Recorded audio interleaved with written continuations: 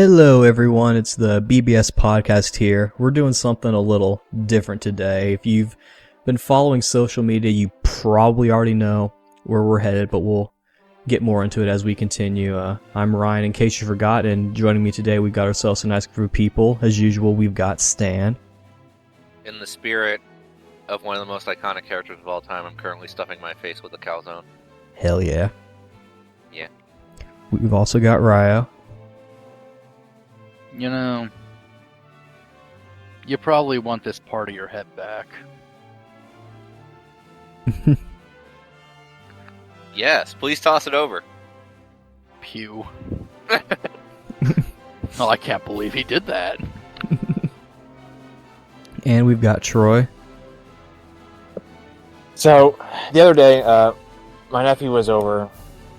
Or, no, I went to their house, and I brought my PS5 with me, and my nephew, he loves to watch me play Kakarot, or Dragon Ball Z Kakarot, and so last time I went over there, I started to play it with him, and I hadn't started the latest DLC that's been out, because I thought he'd enjoy me playing it with him, but it turned out, no, he didn't. When I started, like, the DLC, he was like, "No, I don't want you to do this, I want you to fight this guy," because I was like, I had to, go catch fish, because that's like the first thing you actually do after like the first fight in the game or the DLC. And I was like, "Oh, you want me to fight him?" He's like, "Yeah." And then I was like, then I'll just switch it to Fighter Z. And I switched it to Fighter Z. He's like, "Uncle Troy, I don't want you to do this." I'm like, "But Bozeman, you can play this with me." Like, "Oh, then let's do this then." And then we played it, and the whole time he's like, "All right, Uncle Joe, you have to be this character, and I'm going to be this character." I'm like, "Okay." And we only played at Planet Namek Destroyed, because that's the lava stage.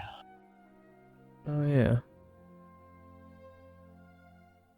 And So what, did he make you be all the villains and he was all the heroes or some shit? Like,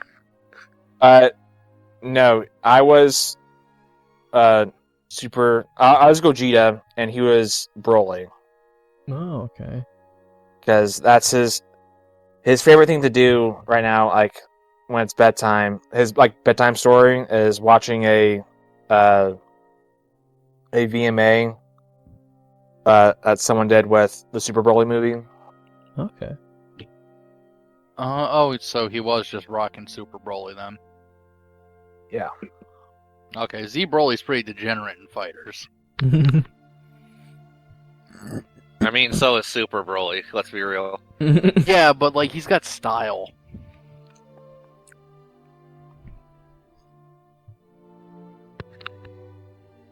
Yeah. Well, that's cool that little Bozeman is liking some Dragon Ball a little bit. Yeah. And also too, I'll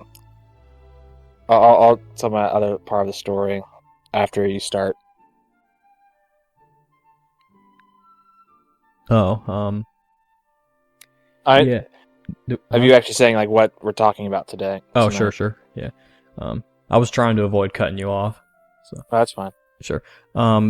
Yeah, but if you haven't heard, the creator of Dragon Ball and Dr. Slump, as well as the character artist for Dragon Quest and Chrono Trigger, Akira Toriyama, passed away on March 1st, 2024. The news hit on, I believe, the 7th.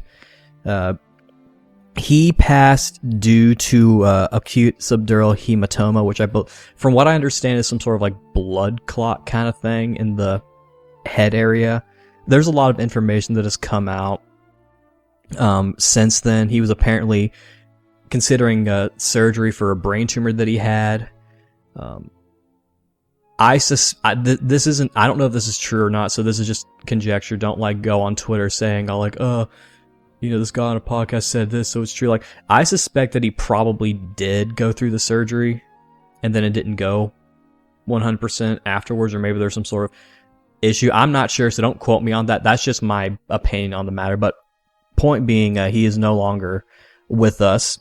He passed at age 68, and this is sort of a special episode that we wanted to do just to kind of talk about Toriyama and Dragon Ball and everything, and kind of what he means to us and all that. Kind of, mourn with the rest of the world who is celebrating this man and his groundbreaking, amazing work. The next episode, 510, will also be going up later this month. But yeah, we just wanted to kind of talk about this man and the impact that he's had on us. So who wants to lead us off? Because it's not going to be me. Okay. I'll tell us the second part of the story about my nephew. So, yesterday I went over to my brother's house to help him fix some stuff around his house. And so, when he no longer needed my help, I spent some time with my nephew. And one of the favorite games he wants to play is tag. And so, we're playing tag. He is it. And at one point, he goes, "Uncle Troy, are you sad?" I'm like, "Am I sad?" He's like, "Yeah, Daddy said the Dragon Ball guy died, and you and Daddy are sad about that." And I walked over and I was like, "Yeah, I'm pretty sad about it." And he took that opportunity to tag me. Oh, that's evil, bro. No, Yeah. That's evil. You need to hit him with a stone cold stunner when he does that shit. I was like, "Oh my god, bro, you have no idea how much of a bad move that was to do." That is pure evil, bro. Yeah. And then also too, later when we went inside, we played some Fighter Z, and dude, he's cocky now because after a few rounds, I'm not trying to beat him at all. And then I finally beat him one round, and he's like, "Uncle Troy, I'll let you beat me that time." I'm like, your nephew's Vegeta, huh? yeah. I'm like, yes, thank you, Bozeman, for letting me win. That was very nice of you to do.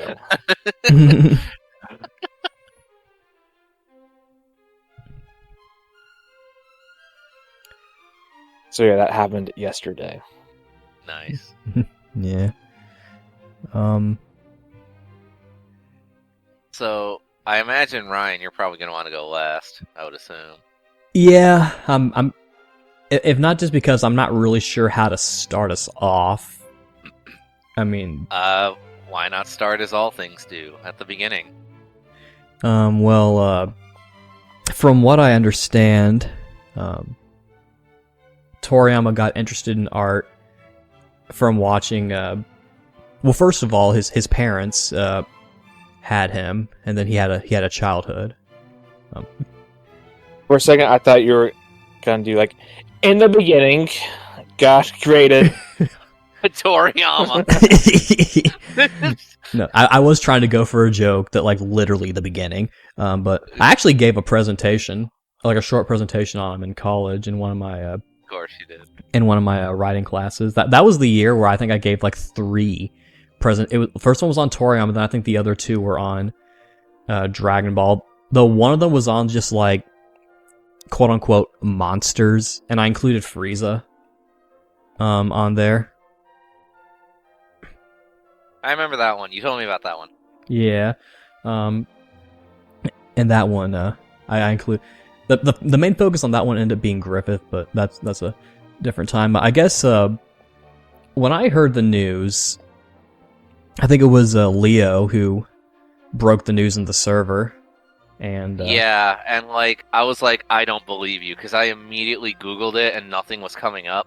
Yeah, that was the weird thing, and it took it took a while for the news to actually come up.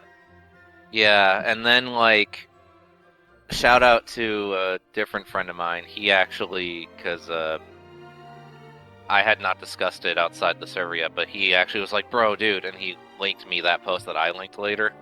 Yeah. And so I was like, oh shit, real. Fuck. Like, Yeah. Yeah, I was definitely in disbelief for like a good few hours.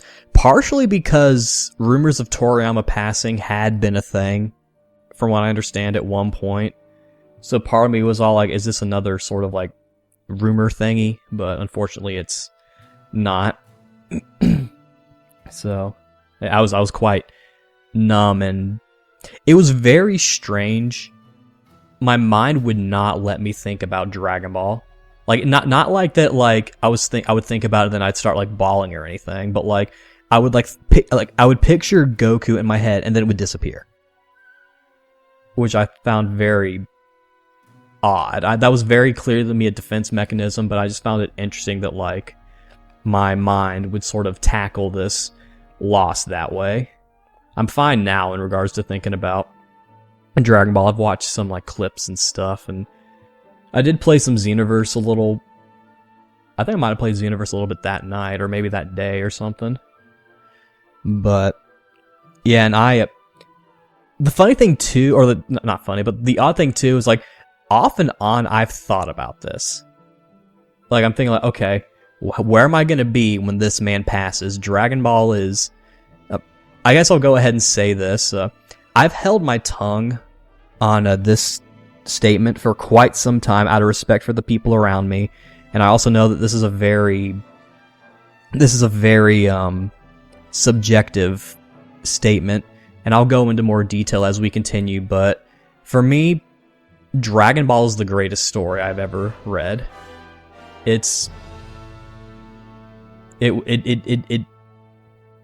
And I can't entirely explain why. I'm kind of figuring it out a little bit as I've, watched and reread it and stuff and thought about it. But, yeah, so because of that, and it's my favorite franchise of all time, and nothing has really come close to matching it besides arguably Yu Yu Hakusho and the Tales of series. But and even then those two, right, those two kind of, for me, fall a little short.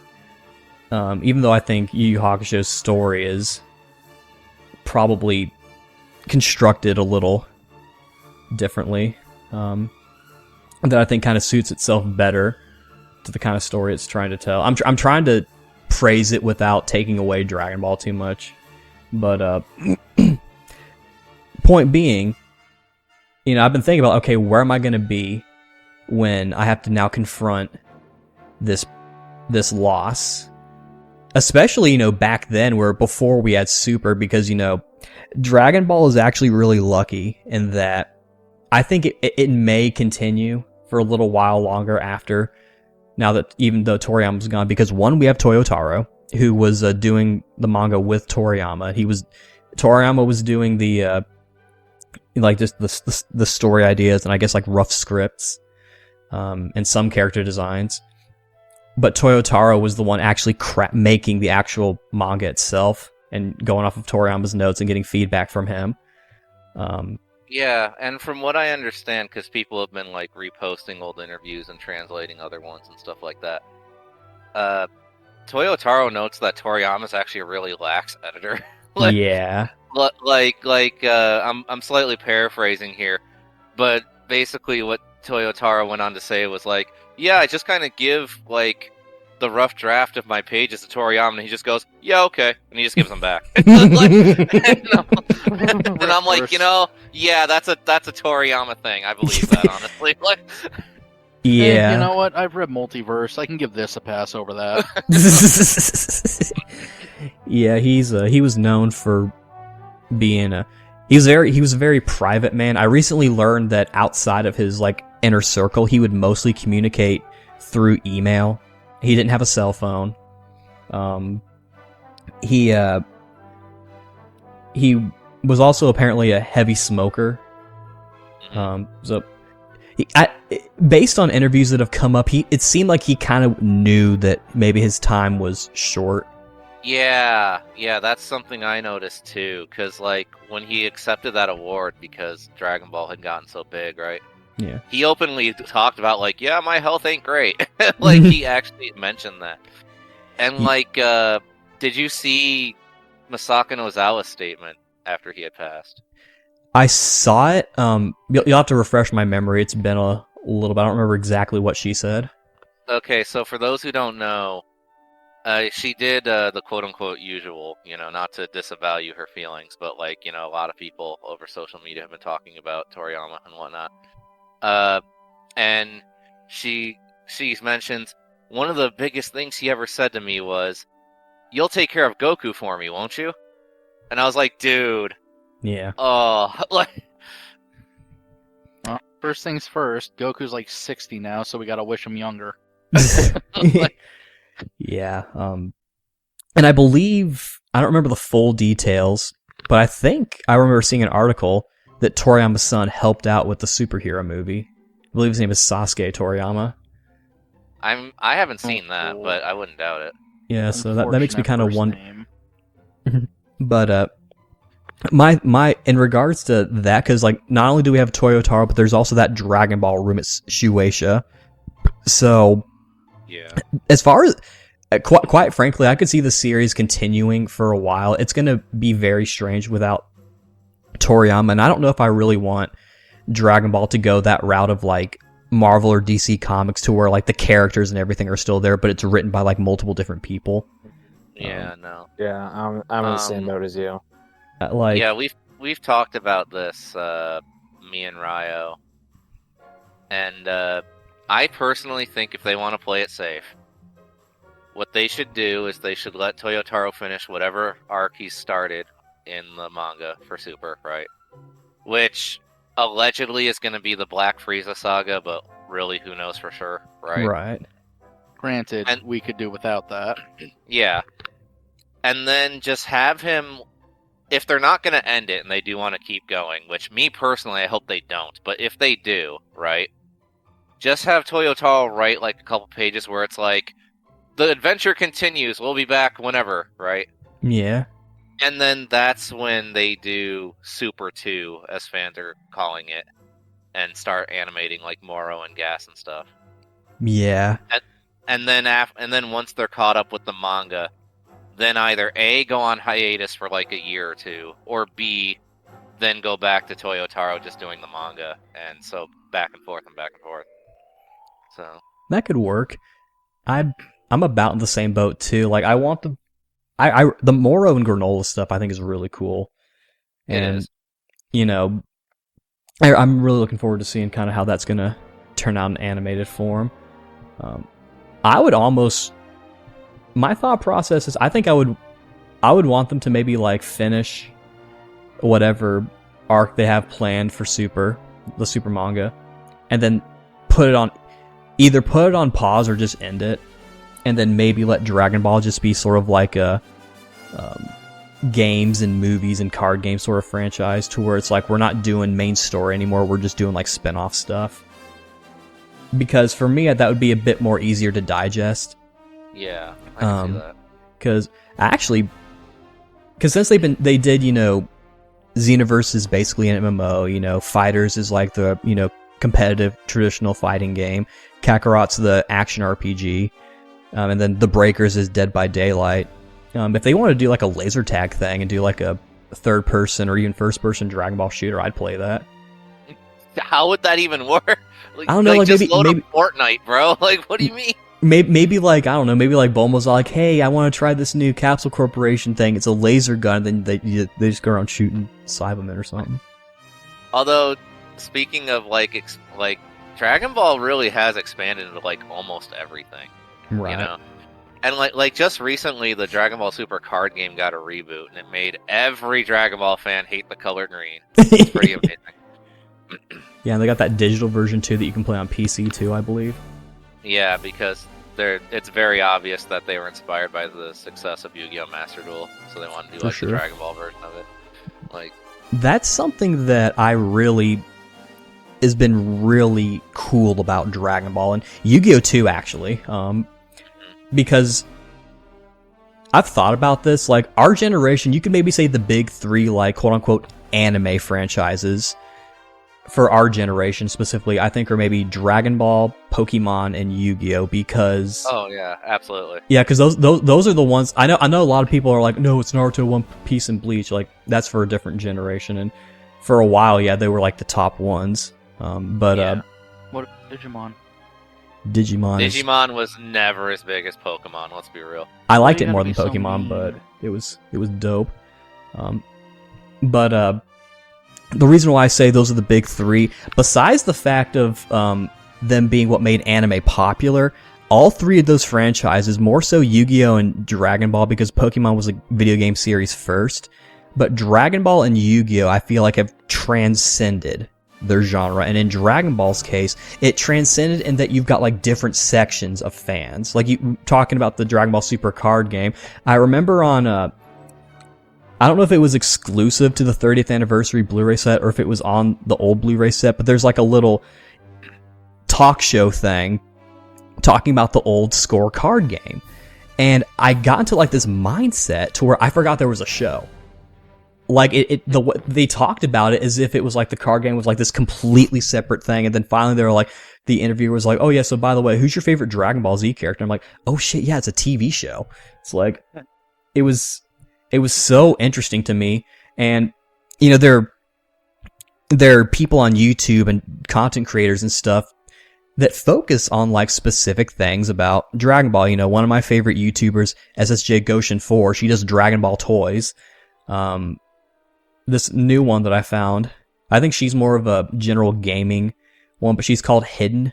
She talks about the Dragon Ball Z games, and she goes into like these like retrospectives about where she was at that time when she was playing it. And I haven't watched enough of her content to know if she experienced Dragon Ball mainly through the games or if she watched the show while also playing the games. But you know, my point being just sort of like just Dragon Ball was one of those franchises that transcended the anime thing to the point to where it's like, not only does everyone know it, but also everyone seems to have like their own different approach to it. You know, like, you know, you got the people who collect the toys, who do the card games, you know, the games, and you even got people who just like the show or just like the manga.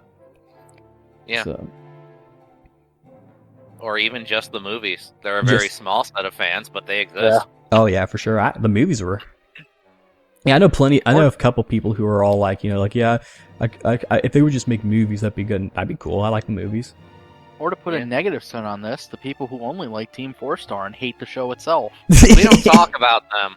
They are not people. I speak about them in contempt. Fucking degenerates.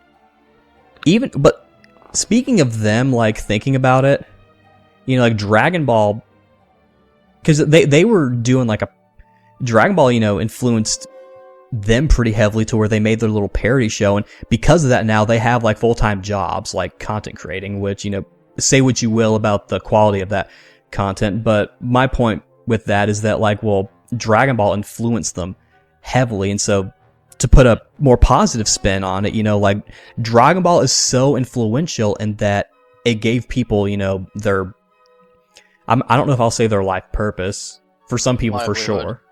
Yeah, their life gave them their calling. Yeah, gave them their calling, like their life purpose, and for me, for sure, Dragon Ball. I've talked about this a lot, but like Dragon Ball is what ultimately got me interested in writing, because growing up, I loved martial arts. You know, I watched like the Batman and Spider-Man cartoons, but I just wanted to see them beat people up. I didn't really care too much about, like, you know, the drama or like, you know, the inner workings of the villains. I've been real big on, you know, I don't really like it when stories try to make the villains too high mind concept and stuff. But like Dragon Ball, it's like its primary focus is martial arts, and sure, there are some things that Dragon Ball, you know, can't do that easily because of the setting, but you know, it's scratched. Like when I first saw it, like I was, as a kid, like, when I first saw the movie, the Curse of the Blood Rubies movie, I was intrigued at that point, I was interested, but then I didn't really follow it after. But then when Dragon Ball Z came around, it was kind of like, that was my Shenmue 3 moment. That was sort of like, oh shit, there's more. And I became, like, addicted. after that. It was a religious experience like that. Every day after school, I would watch the new episodes. I remember I actually kind of got a little annoyed one time that my sister, who it was during Christmas and the new episode of Dragon Ball Z was on. My sister wanted to have all the lights and the TV off so my parents, when they got home, could see the Christmas lights. I'm like, no, I'm trying to watch my Dragon Ball. And not to cut off your memories, Ryan, but I Sure, do go want to ahead. know before we get too off it. Yeah. Dragon Ball has also inspired people in ways I didn't even consider. Because, like, if you've at all been on social media, you've seen all these different, like, posts people have made and whatnot. But, like, even just talking about how you were talking about, like, you know, Naruto and One Piece and stuff, which are obviously inspired by Dragon Ball, right? Absolutely. Like, Toriyama's influence expands, like, even further than I thought. Because, like, for example, the creator of fucking Spy Family was like, yeah, Toriyama's my main inspiration. And I'm like, what the fuck? What? Like, Yeah, that show's got a few DBZ-esque scenes. like, so, like, Yeah, so, I yeah, can- that's just I can one totally see example. that. Like, so yeah, no, it's been actually really heartwarming seeing all these people talk about just how, like, Toriyama, like, without him, man, like, pop culture in general would be, like, 100% different. Absolutely. Mhm. It was really touching when you posted that thing on Instagram about the Smurfs creator. Yeah, Talking that was about- another one I didn't expect. I was like, what? Holy crap! Like I'm waiting for Penny Arcade to say something. And I already know that I think it's Mike Rahulik doesn't like Dragon Ball. I know Jerry does. So Another one that I didn't link, but that also took me by surprise was, like, Archie Comics did a tribute. What? Yeah, they posted a picture of Archie and Goku both doing that salute that Goku does. Oh hell yeah! Yeah, they actually posted a drawing. I'll link it if I can find it again. But yeah, that was the thing. Yeah, just hearing all these different people outside of the circle, are tributing this man and his work.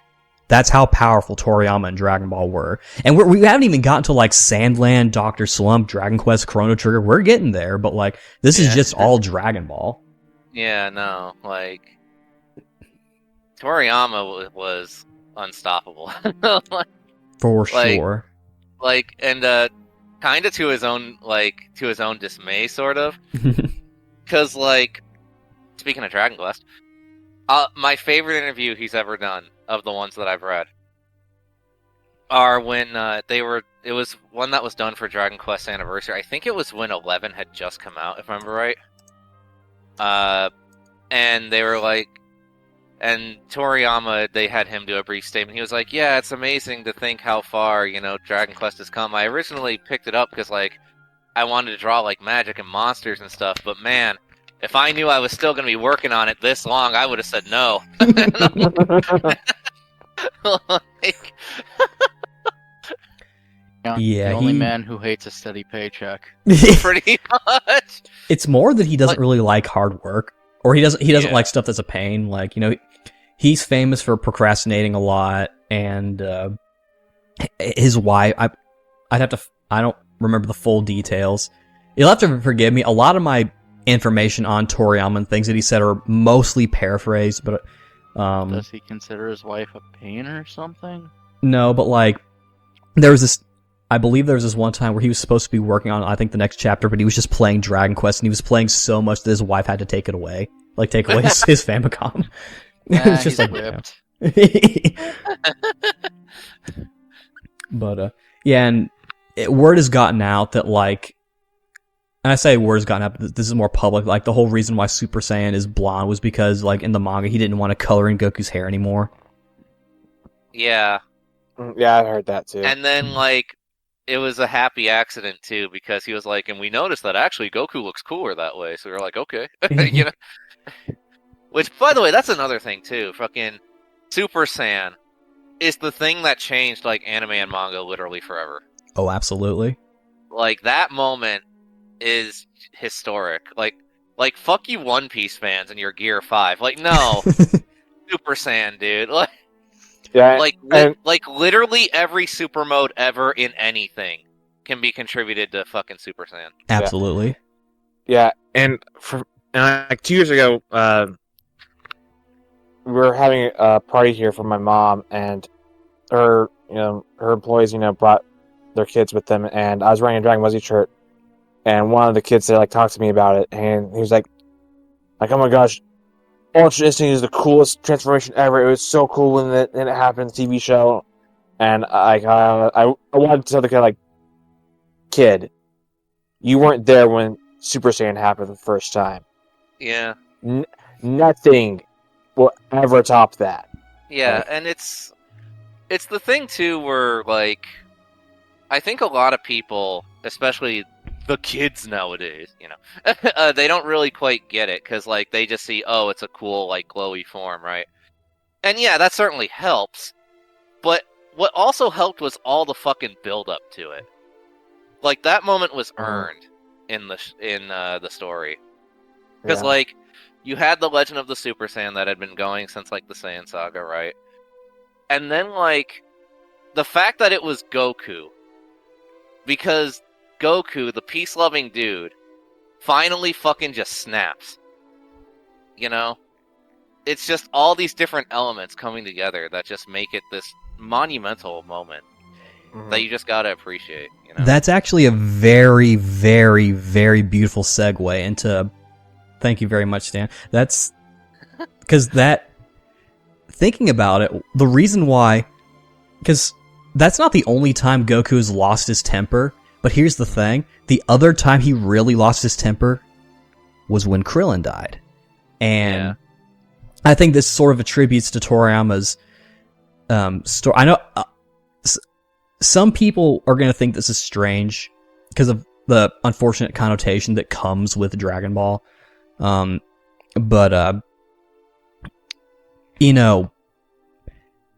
Toriyama used Goku's understanding of the situation to his advantage, intentional or not, because, we know that the Namekian Dragon Balls can revive people who have been dead once before and have been revived once already.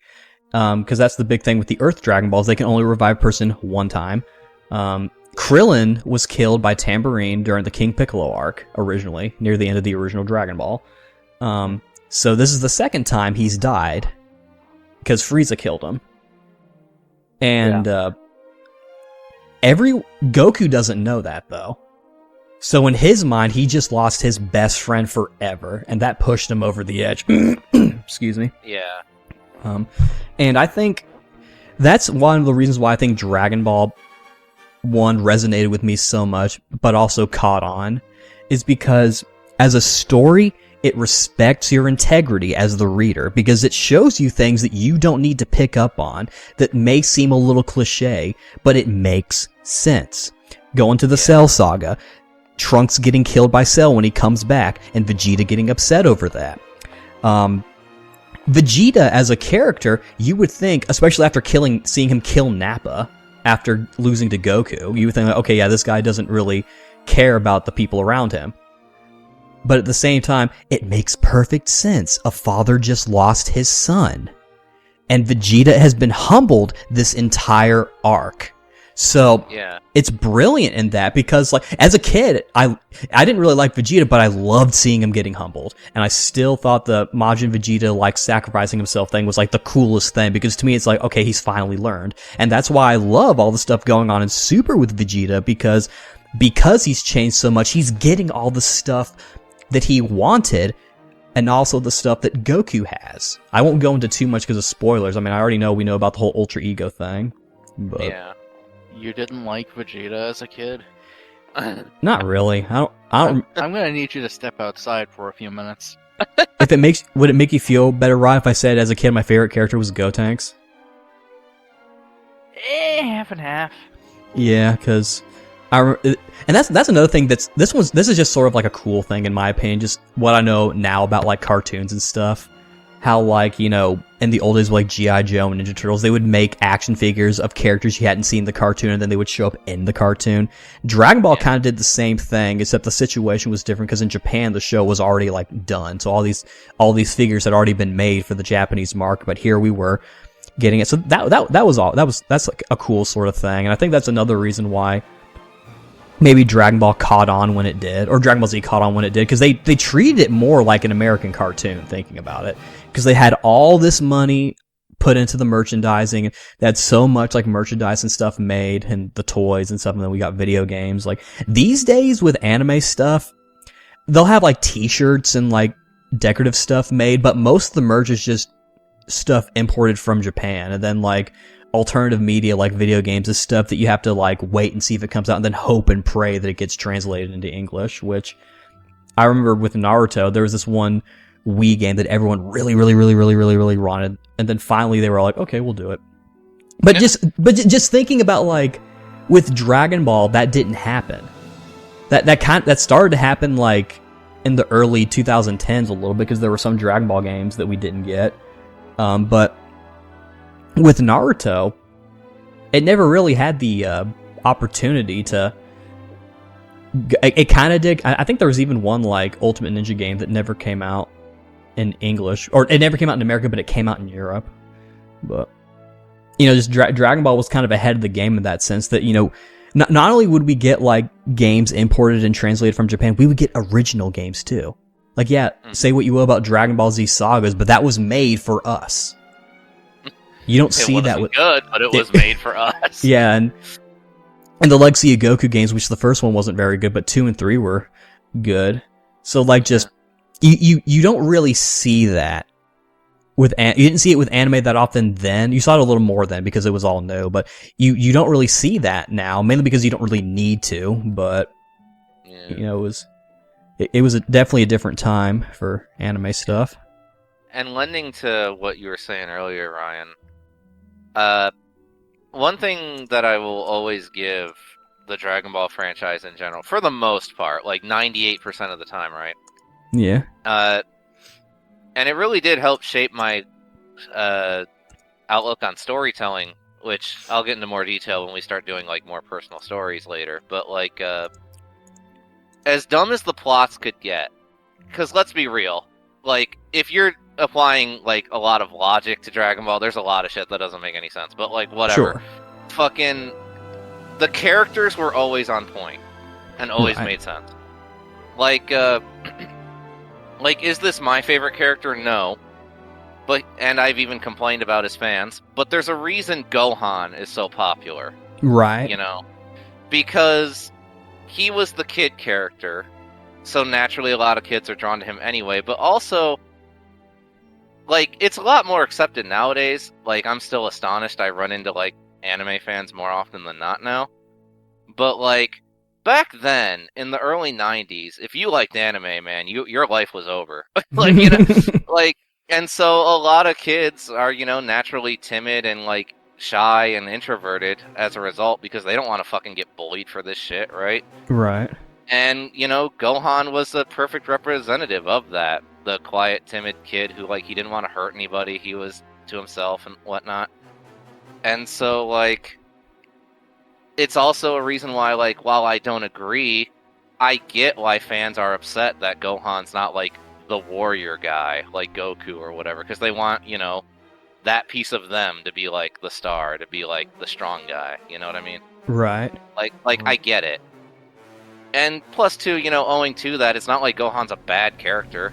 Right, I like exactly. him. Yeah. It's just that I don't really agree with his fans' take on him. Like, that's really all it is. Yeah, I'm... Sorry, go ahead.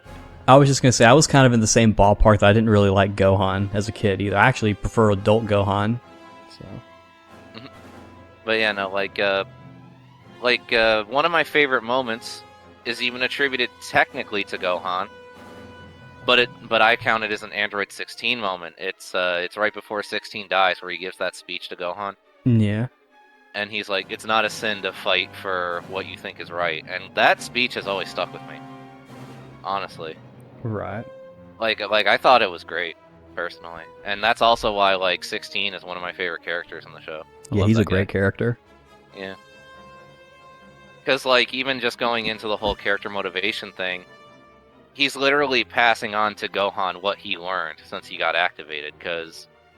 And there's also the the whole story about how this fully robot android who you would think would have like no emotions at all learns to love life, and it's really cool. It's a really cool story. It's nice that Team 4 Star to completely miss the point on that. Yeah, I know, right? I fucking hate DBZ abridged. I'm gonna say it. I don't care. God. Yeah. I enjoyed No watching beauty it. in And life. Gohan, you're just a little bitch. That's. But yeah, and that's the Super Saiyan 2. I've seen that's another thing that kind of sort of going off of and even Team Force talked about this in one of their latest videos, how people will take things from Dragon Ball but kind of miss the point, like those motivational. Like they do.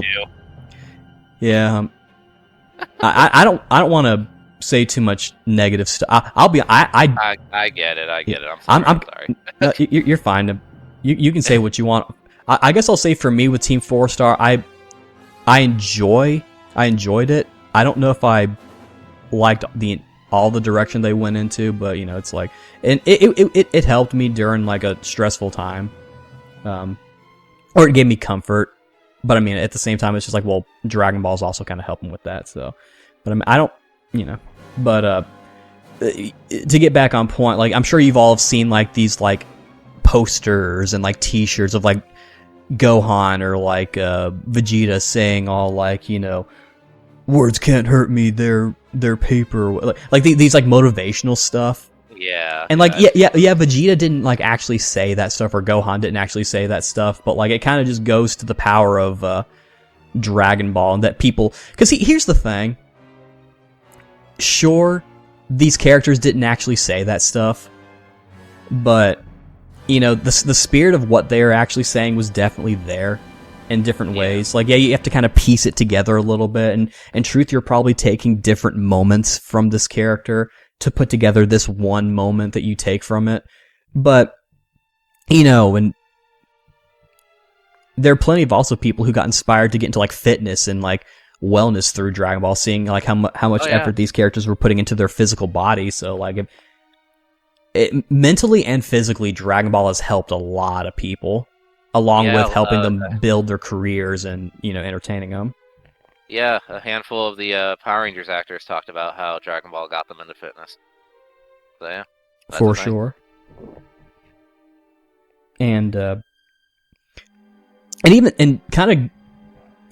on the different side of the Team 4 Star stuff, the people who actually work on the actual show and like translate, the Funimation English dubcast. Like we all know how like when the show started, Funimation hired Ocean to dub everything. It was still a Funimation production, but Ocean was doing all like the actual like audio work. Then they went their separate ways and started doing their stuff in-house. A lot of those voice actors, that was like their first time doing stuff. Yeah. Like Sean Shimwell as Goku, like that was like his first voiceover role, I'm pretty sure. And, he's built a career out of doing this. Yeah, that's so crazy to think that like the first character you ever play in a voiceover is your most popular character ever. That actually reminds me, I want to interject just for a sec, sorry. That reminds me of, because another circle that we neglected to mention was actually fanfiction. Mm-hmm. Which there are apparently people who are just into DBZ fanfics and nothing else. I didn't even know that until this social media blow-up happened. But, like, because, like, there have been haters who have popped up, obviously, right? And there have been people defending Toriyama, thankfully. One of my favorite exchanges was, like, so, again, I'm paraphrasing, but, like, someone was like, oh, yeah, you guys are gonna freaking just give all this great credit to, like, this dude who didn't even write the fanfics, just gave you, like, a base or some crap like that, right? And someone replied with, "Bro, Toriyama's OC is Goku. Shut the hell up." And it's true. Yeah. And Ryo already mentioned Dragon Ball Multiverse, so that's another, sort of hit or miss situation. I've only read extremely miss. I only read up to when they were trying to fight Broly, and then they started doing this entire expose on Broly's history, and I'm like, okay. I know you don't want to get too negative, but I gotta put this out there. Right. Broly is literally invincible. Everything about Multiverse reeks of... How can I say this? Yeah, fanfic, but it's No, the fan most... wank. Fan Different. wank, whatever. But the most idiotic, hardline... God, what word do I even use for this? Elitist. No. Snobby. No. Mildly sexual. No. Degenerate. No, I'm just gonna... Yes, all of them, but... It's the most autistic interpretation of every character's abilities. I don't know how else to say it. Maybe sort of exaggerating or dumbing down. No. Or reading way too into it. Yeah, something like that. That's closer, but it's Broly was only hurt once and he was shocked more than anything. It's no, that doesn't make him literally invincible. This is the dumbest fucking thing you could have possibly done with him. Yeah. Right. And it reeks of it. To say nothing of the completely wasted story and the way the plot's just been warping around things. It's just so pointless. Yeah, but kind of going off of that, which this is sort of a forked statement because I've got two different things I want to say. But one, the fact that we're having these conversations about art that we don't like in regards to Dragon Ball, it's it lends itself to the bigger discussion as well. The fact that we can actually say, hey, I like this, I don't like this, it's that's it. Because there's a lot of things that it's kind of hard to say that with. And Dragon Ball is, I think if someone asks you well, what exactly is the impact of Dragon Ball, one thing you can say that says everything you need to say is Goku versus Superman.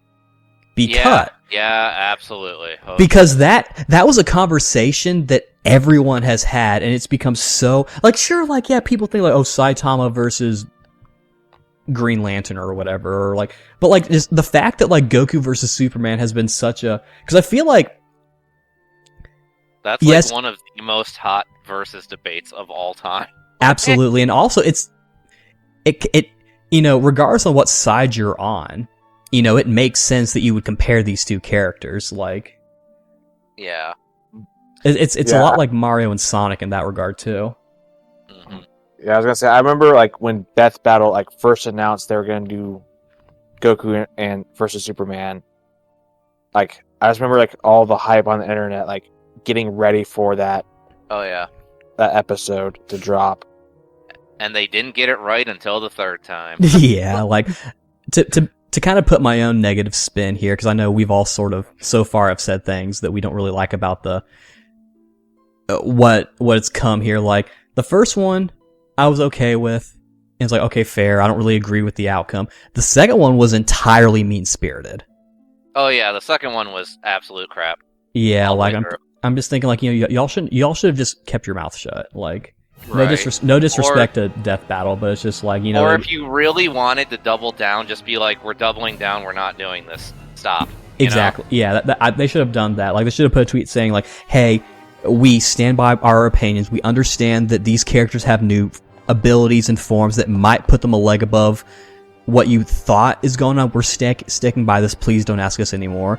But then they did the third one, which they waited a while to do it, which that was a good move. And then also, it was done so well, so respectfully. They treated it with the respect that this matchup deserved. And it's even though the outcome was still the same. And here's the thing, too, about it, about both the first and the third one. If you take their thing as about as close to canon as possible, how it would actually go, not to spoil what happens, but Goku puts up a pretty dang good fight. He pushes Superman pretty far. Yeah. And also, too, granted, the first one's a little shaky, but at least the first and the third tried to keep both of them in character. Yeah. Mhm. Unlike the second one. Like, because, like, in the first one, for example, there's that moment where, like, they run into kryptonite, and Superman's like, oh shit, and Goku's like, wait, that's hurting you? And Supes is like, yeah, I guess you win, and Goku's like, nah, bro, and he just incinerates it. That is something Goku would do! Exactly. Like... And then the third one's just, like, great all the way through for their characters. Absolutely, yeah. Yeah, but, like, that just kind of goes to show just the impact that, like, people even consider thinking about those two characters. There aren't really too many anime characters so far that people have that kind of conversation with, and I'm sure in the future we'll get there, you know. Yeah. But and then what was the other? Was it how Goku basically represents, like, anime in the West here, pretty much, like, in general? I think I lost my other fork on what I was saying, because I had sort of like two. Well, we can So take that up with versus Tsunami. Goku versus Superman, Death Battle, Yeah. Influence. If it comes to me, I'll bring it up. But let's move on to something different. Ryan, you wanted to talk about Toonami? And like anime in the West, let's just blame Toonami. That was all DBZ all the time. Exactly. Yeah. Like, man, those Toonami promos, dude. Like, so good. But, yeah, no, and even on, like, the video game side of things, because, like, obviously this is going to be mostly Dragon Ball, but, I'll try and insert other stuff where I can, like, Chrono Trigger. Like, okay, well, first of all, Dragon Quest, which is the RPG in Japan. For Like, sure. Outright. Like, no joke, for those who don't know, Dragon Quest actually has a different release window than most other video games, specifically because whenever a Dragon Quest game drops, people will skip school and work just to play it. Like, that does happen. And, like, it's a significant enough number to where they felt they needed to do that. Like, think about that for a sec. That's huge, you know? And then, two, for Chrono Trigger, that's, for a lot of RPG hardcores, that's considered one of, if not the greatest RPG ever made. Especially for old school people. Oh yeah, for sure. Because, like, that game, like, pushed, like, Super Nintendo RPGs to, like, a whole nother level. So, like... That was a really smooth experience. Yeah. So it's super accessible on top of that. Yeah, exactly. And, like, heck, I wouldn't... If not for Chrono Trigger, I wouldn't have Leo as a friend, probably. Because, like, that was one of the things that got me and him to bond, was talking about that game. And he then showed me a really awesome parody series called Chrono Trigger Unglued. Which, I don't know if it's even still around, I'll have to look for it, but, like, there is one quote from it that I still quote with Leo to this day, and I think I've even referenced it with you guys, like, a couple times. Maybe I'm misremembering. And I'm just gonna say it out of context, which is a line from Frog, which is, "I knoweth not, for I measure my time in sandwiches." It's just so good. Well, if he only has one for lunch, he measures it in days. That's a good way to measure time, thinking about it. Yeah, I know, right? Because you got your breakfast sandwich, and then your lunch sandwich, and then your dinner sandwich. Yeah, bro. Like Sheena. That's all she ever eats is sandwiches. Hell yeah. Speaking of Sheena and sandwiches, I was talking to a friend about this whole thing a while ago, and she brought up an interesting point about women in Dragon Ball. Yeah. The women in there are a handful of misogynistic men and women in Dragon Ball, but there are also some pretty cool women. And my friend brought this up. You know, the smartest person in this entire universe, in this world of Dragon Ball,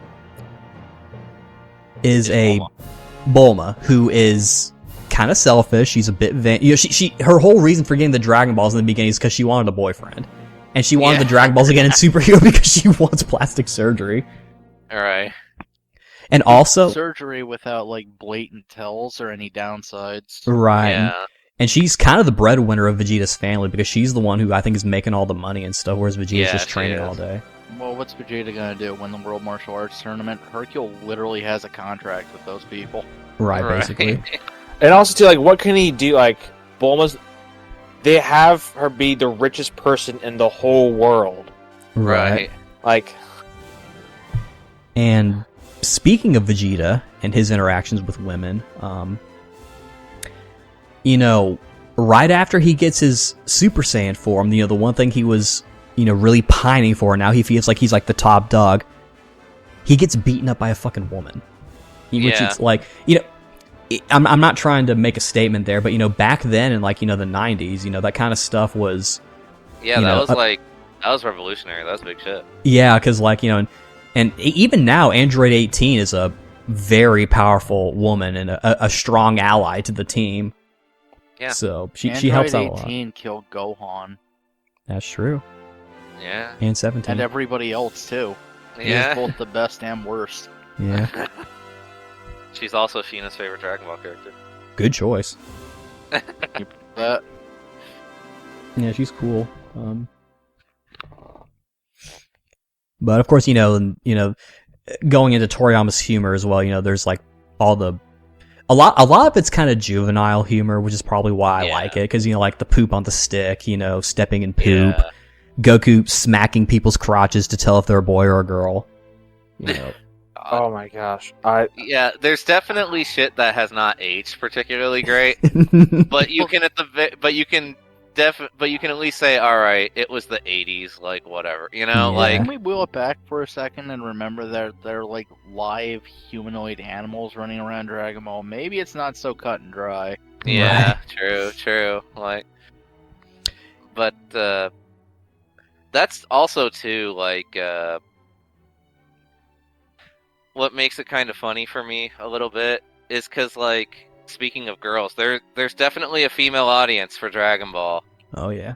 And, I mean, what do you expect when you have a bunch of, like, big, burly, muscle-bound, shirtless dudes, like, running around all the time, you know? like, Yeah. like, yeah, you're gonna get a female audience, like... I Right. know some people are gonna be mad about that statement, but, like, it's true, okay? like, let's not kid ourselves here. like, Right. I was listening to a little bit of a podcast talking about this, and, like, there were two women on there as well, and they basically said what you just said, talking about how, like, you know, it's really macho, and there are a lot of, like, real muscular, burly men. yeah. Like... Some of those men swing a certain way, too. Oh yeah, no, you will definitely get a gay audience from this kind of thing too. Absolutely. Yeah. Like, It's Like kind of Troy. funny. Yeah. It's kind of funny how, like, you know... I told you that in confidence, Stan. look, a lot of people are gay for Goku. Okay, there's no shame in it. All right, Yeah. it's fine. I don't think Like, he'll be right. able to... He won't be able to help you out much, but... It's kind of funny, even though it's not really canon because it's GT, but, like, Trunks' opponent in the tournament near the end, Otokotsky, you know, if you pay attention, he shows up at Capsule Corporation fawning over Trunks as he's walking in. Yeah. Yeah. I kind of forgot. That's another thing too with Dragon Ball that I think a lot of people, and because we kind of already sort of talked about this with, like, how it got a lot of people into anime. For my own experience, Dragon Ball is what got me more into Japanese music, particularly the band Dean. You know, y'all have heard me talk about this band for, like, years and years and years and years and years. The first Dean How song you're not part of Need. I can't. I know someone who may or may not have bought me a concert shirt while she was over there, but but, you know, the song Hitori Janai, which is the with the first ending theme to Dragon Ball GT, that's probably still one of my favorite Dragon Ball songs as well. That got me into, you know, Dean, and of course. Hey. Hmm? Sorry, it was my cat. She was doing something that she wasn't supposed to do. Sorry. Oh, that's all good. Your cat is racist against Dragon Ball now. Like what? I have Goku on my screen. on In my fact, TV like- right now. So to kind of Look wrong. I want to fight him. but like you'll even find like going back to the subgroup thing, like you'll find people who like, they really like that era of Japanese music, like Field of View, Dean, Zard, Wands, Tetsuro Oda. He didn't do Dragon Ball, but that that group, that era of music, a lot of people heard that stuff from Dragon Ball. Yeah. So, and then even if we're talking like modern stuff, like Hironobu Kageyama, who did Chala Head Chala and We Got a Power, and is sort of like, the Dragon Ball song guy. Yeah, he's known as Mr. DBZ. He's basically Mr. DBZ. Like, you've probably heard his music now, either his solo stuff or Jam Project. So that's another thing too. That like and that's something I kind of both like and dislike about modern Dragon Ball ending themes. Is like it's cool that I get to hear all these new bands, but also I don't know any of these bands, so it's like give me back Dean and Wands. Wands came back. I will never forget that Mystery Skulls got to sing the ending for one episode. That was cool. And that's another cool thing too, because like Dragon Ball is one of those few anime franchises out there where not only do they dub most of the songs now, but also there are plenty of foreign Dragon Ball music that is just beautiful. The Italian Dragon Ball songs are great. What is My Destiny Dragon Ball? I think that's the Z one. Then I don't know the name of the regular Dragon Ball one, but they're sung by the same singer. The German Dragon Ball GT song, which is like a redo of Dan Dan Kokoro Hikare Teku, but even then, it's still a very beautiful song. And a lot of the, I'm not part of, but I followed this group called Project Anyson Latino, and I first heard them through their Saint Seiya stuff, but they do a lot of Dragon Ball stuff, and I felt like I really gained another appreciation for foreign languages in general, because I was reading the comments and they referred to Toriyama as Maestro Toriyama, thing like that is a beautiful word. Yeah. And if we're talking about the music, we cannot forget the best opening, Rock the Dragon. Hello. Come on. That's a pretty epic song. Yeah. I'm kind of back and forth on the Bruce Falconer stuff, but a lot of the, mainly because I just didn't like that there was just constant music, but a lot of those tracks, like, the Gohan song, the Super Saiyan Vegeta song. Oh yeah, the most iconic song in, like, the franchise. Yeah. Pretty much. Pycon song I really like, Ginyu too. theme. The Ginyu theme. The Kai Ginyu theme was also pretty good. The music in Dragon Ball has been, regardless of what, if you're a Bruce Falconer guy, if you're a Shunsuke Kikuchi, if you're a Kenji Yamamoto guy, regardless of where you go, you'll find something to like. I actually really like the video game music. I think they've been doing the Dokkan music is surprisingly really good. Yeah, that Dokkan has some ballin' tracks, not gonna lie.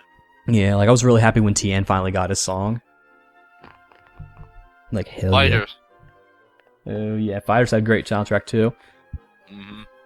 I remember like when they revealed Android 17, and you posted that thing, was like, Daisuke Ishiwatari, is that you?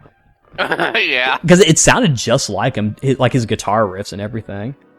Yeah, it wasn't him, but it sounded like him. Yeah. Like, that's sad because it makes sense that his favorite character would be 17, even though I don't know hardly anything about him as a person. Like 17 is the most like punk rock looking dude, so yeah, like that would make sense as Daisuke's like favorite if it were true, For sure.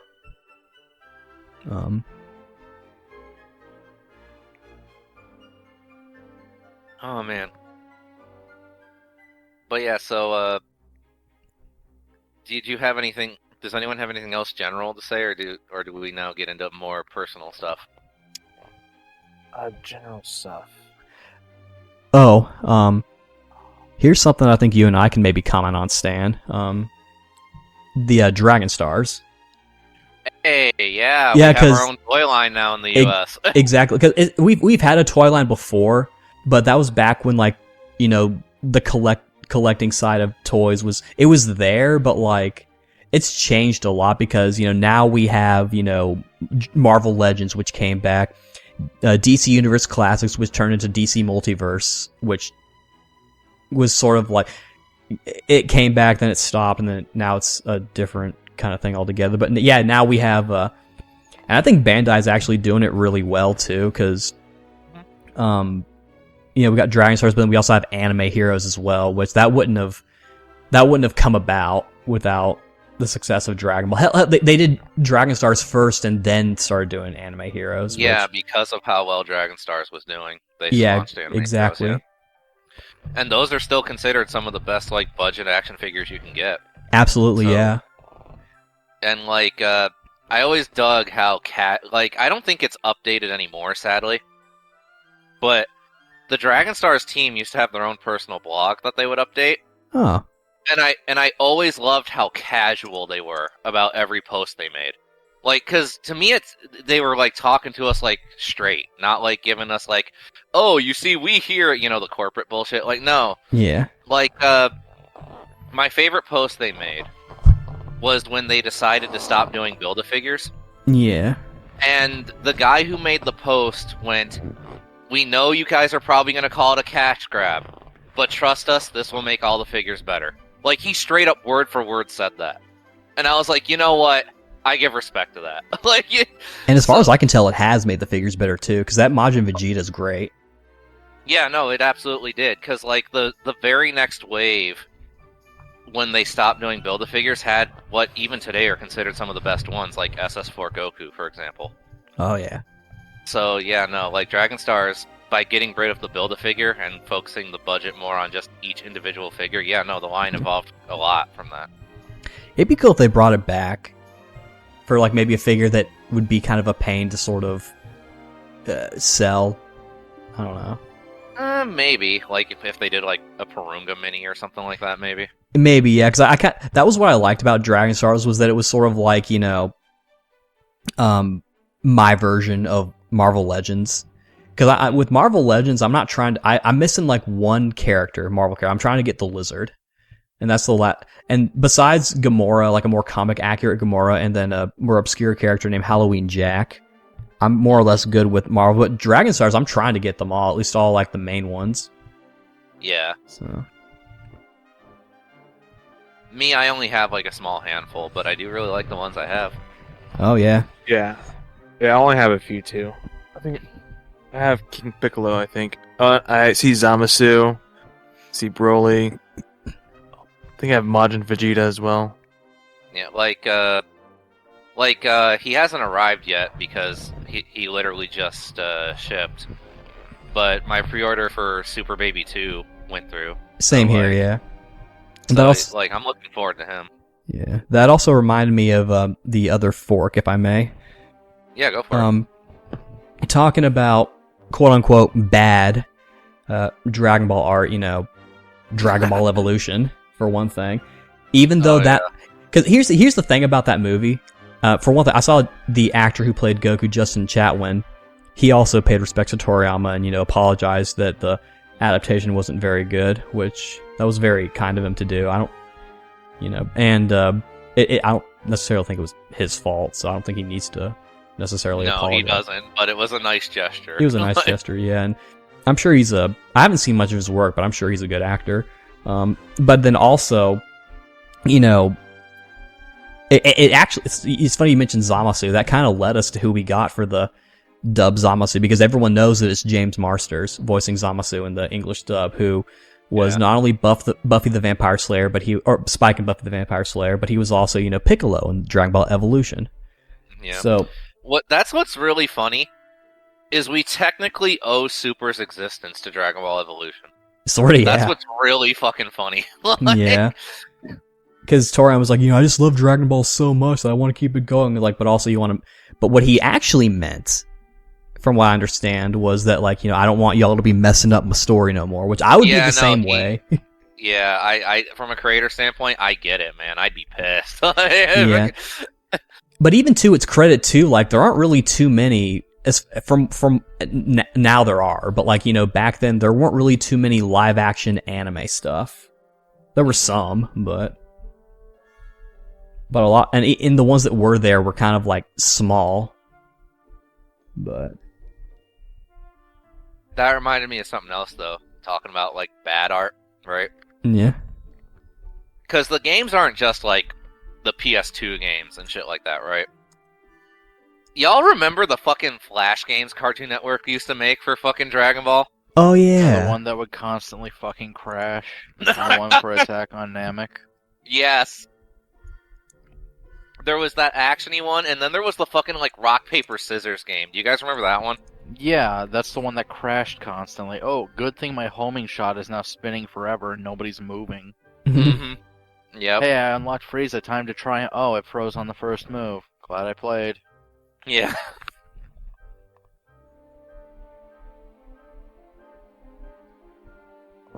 For sure. But yeah, no, that's just all I have to know for Sure. general stuff. Yeah, I can't think of anything that.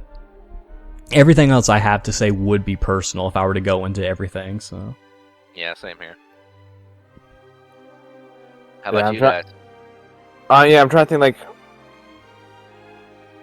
of like things about Dragon Ball that aren't personal because like it is personal. Everything is really is.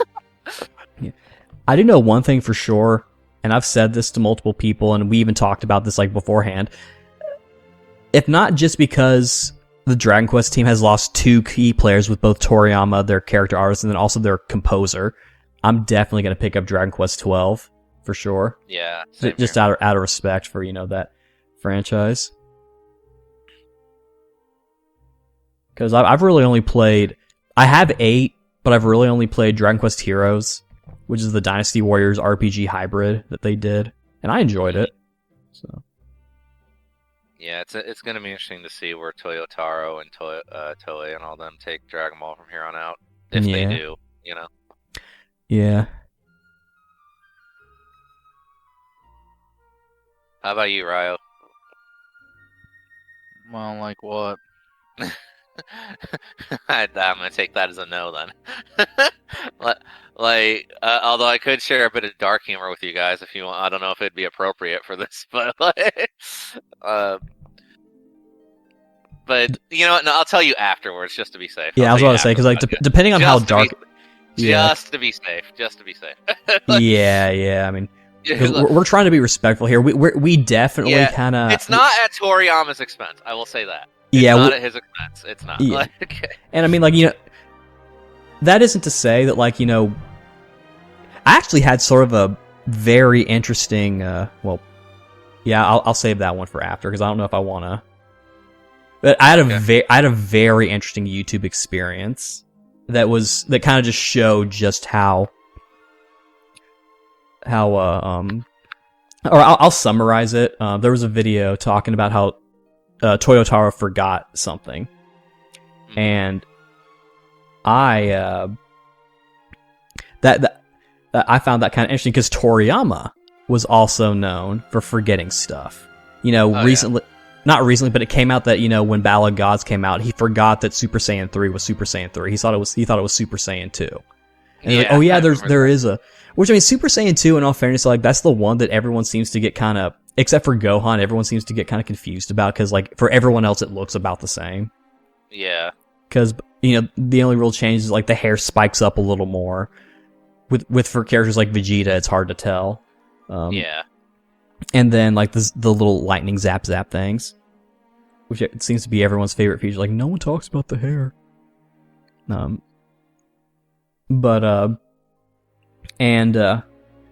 made my comment saying oh yeah, that's kind of funny.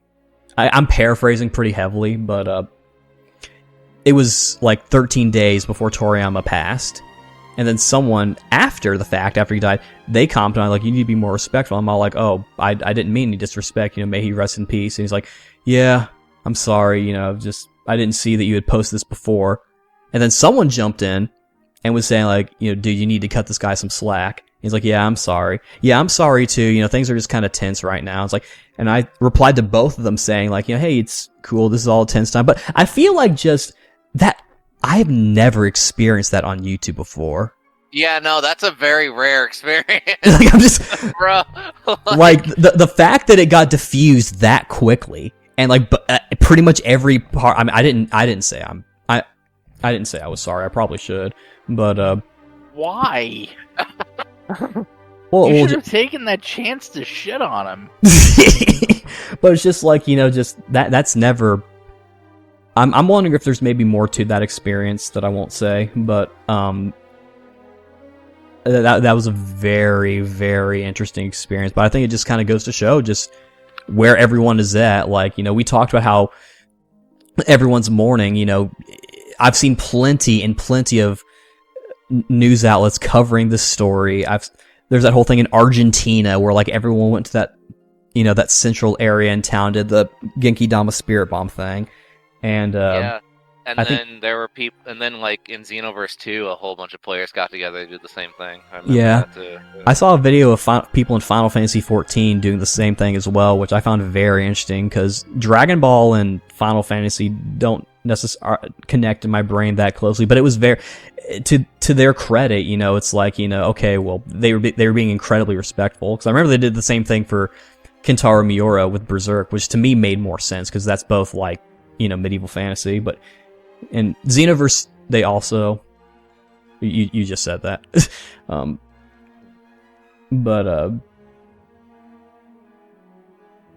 yeah, and I think like the French government made a post about it, and the Chinese government. Yeah, they did.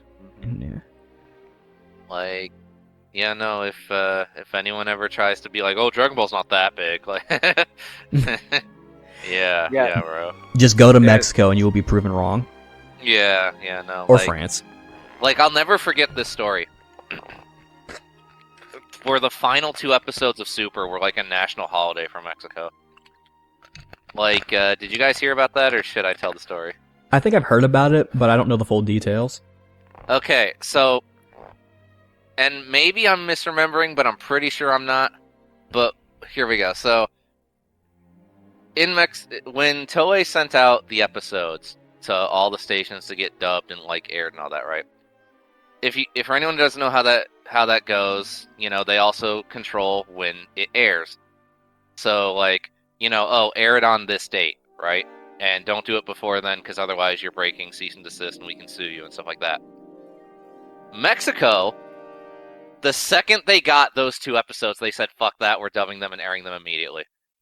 And not only that, it was hailed as like this huge event, like all over the country, to where like there were bars that were like, if Goku beats Jiren, everyone here gets a free drink and stuff like that. Oh my gosh. Yeah, it was this huge event that happened across the country. It was really cool. Yeah. Nobody got a free drink, huh? Yeah, because Goku lost! I mean, technically he beat him with the help of Frieza in 17. True, Yeah, yeah. Goku didn't beat him. That's exactly. Fair. Goku alone did not beat him, yeah. But yeah, no, that was like really big shit. Yeah. So. Yeah. The Hispanic and the Mexican community love their Dragon Ball. Oh yeah. From what I've heard, I think for the actual dub of the Spanish dub of Dragon Ball, I think the cast they got was like a super high-end like cartoon cast. I think they've recast it a bunch over the years. That's another thing too. The voice cast of the original they're like hailed as like deities pretty much. I mean that's a slight exaggeration, but like and actually another interesting fact: when Kai was brought over to Latin America and they announced we're redubbing it with a new cast, people fucking boycotted Kai in Mexico. Like the ratings tanked after that fucking announcement. Yeah.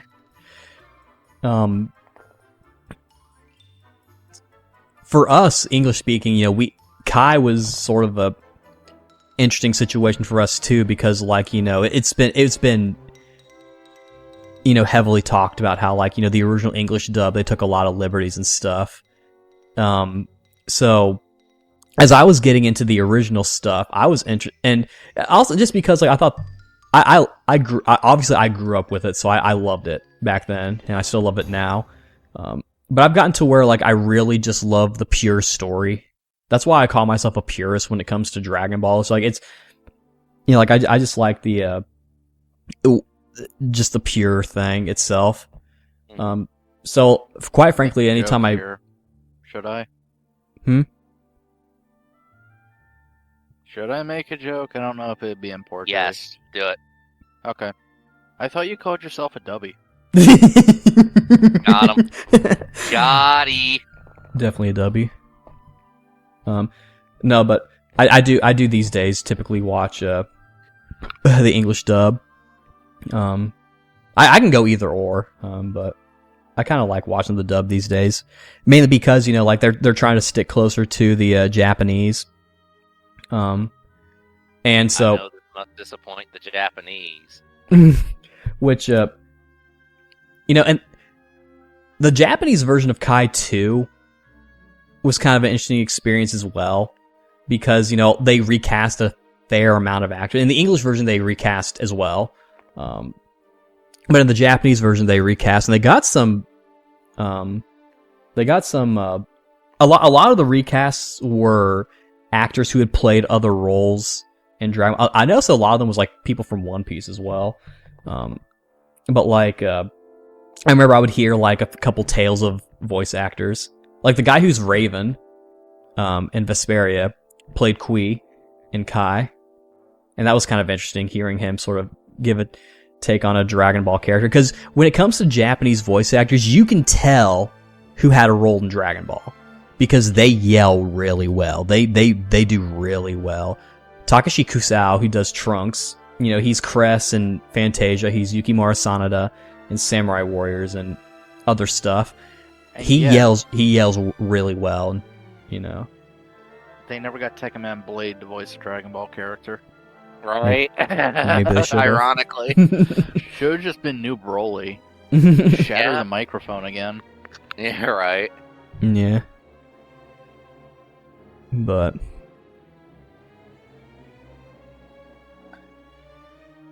yeah, I guess that's more or less all I got. Like, but even with the English dub, like lately, like with Super, they started pulling in like Matt Mercer for Hit, Patrick Seitz for Jiren. It's like, say what you will about the characters, but like them pulling in fucking Charles Martinet for Magenta. That is huge. Like I love that. Yeah. Like you can call it, like, what do you call it? Like, not typecasting, but like, there's like a word for it where like they got an actor specifically so they can say, hey, we got this person, come see this movie. But even then it's like, he fits the character. Yeah. It's like, it makes me excited to hear who they'll get for any future characters. Ryan, why aren't you voicing a Dragon Ball character yet? Yeah, Ryan, why aren't you? I don't know. I don't think I have the credentials for that right now. You could do it.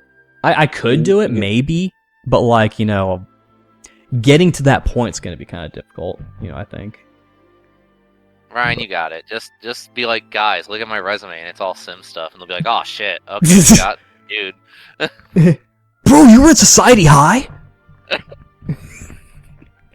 No, wait, Art Crusaders? No. But that's another thing too, with the Sims Machinima stuff. Not to make it more about me, but there was a time to where I was shoving Dragon Ball and Goku down everyone's throats. Like, no, put Goku in your promo. And a lot of them did. Good. A lot of them did. One of my friends has been giving me shit because she thought that Goku was my favorite Dragon Ball character, and she recently realized that it wasn't. She's been giving me shit for it, and it's annoying. Because To be fair, Goku is your favorite character of all time, so like one of them, but if we're talking like, and that's another thing. This one's more for me, but like for me, you can tell that I really like a story when I like multiple characters and I don't really dislike anybody. Yeah. Like I love seeing all the characters thrive. Like if they want to have like a fucking arc where it's just like Yamcha and Krillin and Oolong trying to beat up the bad guy, go for it. I'd be happy to see that. Yamcha could actually do it, though. He's such an utterly wasted character. Yeah. He and Tien are pretty wasted, yeah. They're Dude, trying to give Yamcha a little bit. Secret. Man, Yamcha shit on Kami in his first appearance. Dude was trying to humiliate him, and he clocked him. Yeah. But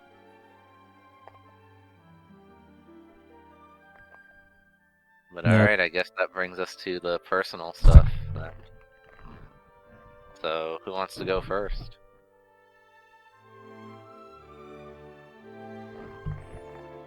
Wow, you're all jumping at the bit, huh? How about you, Troy's Troy? like, I'm not putting myself out there. Fuck that. Like, Look, all I right, just fine. like- Yeah, I'm a racist cat. This is what she did like 5 minutes ago. She's like, you better not be watching the other people. She Why- she always does that when I'm watching or playing something of people that aren't white. Can Like- you rephrase that for the class? People who aren't Caucasian. Thank you. This cat racist. Oh Yeah, this is Dragon Ball. Beerus is racist. no. That kind of goes back to the whole thing with Toriyama's writing style that I think really resonated with me because, like, you know, the big thing. Racism? No, like unironically, like I think Ryan's leading into this, but I want to throw it out there. Sorry, Ryan. Sure, go ahead. But like, one of the many discussions I read was actually about a dude who unironically claimed that Dragon Ball did more for race relations than like any piece of media ever.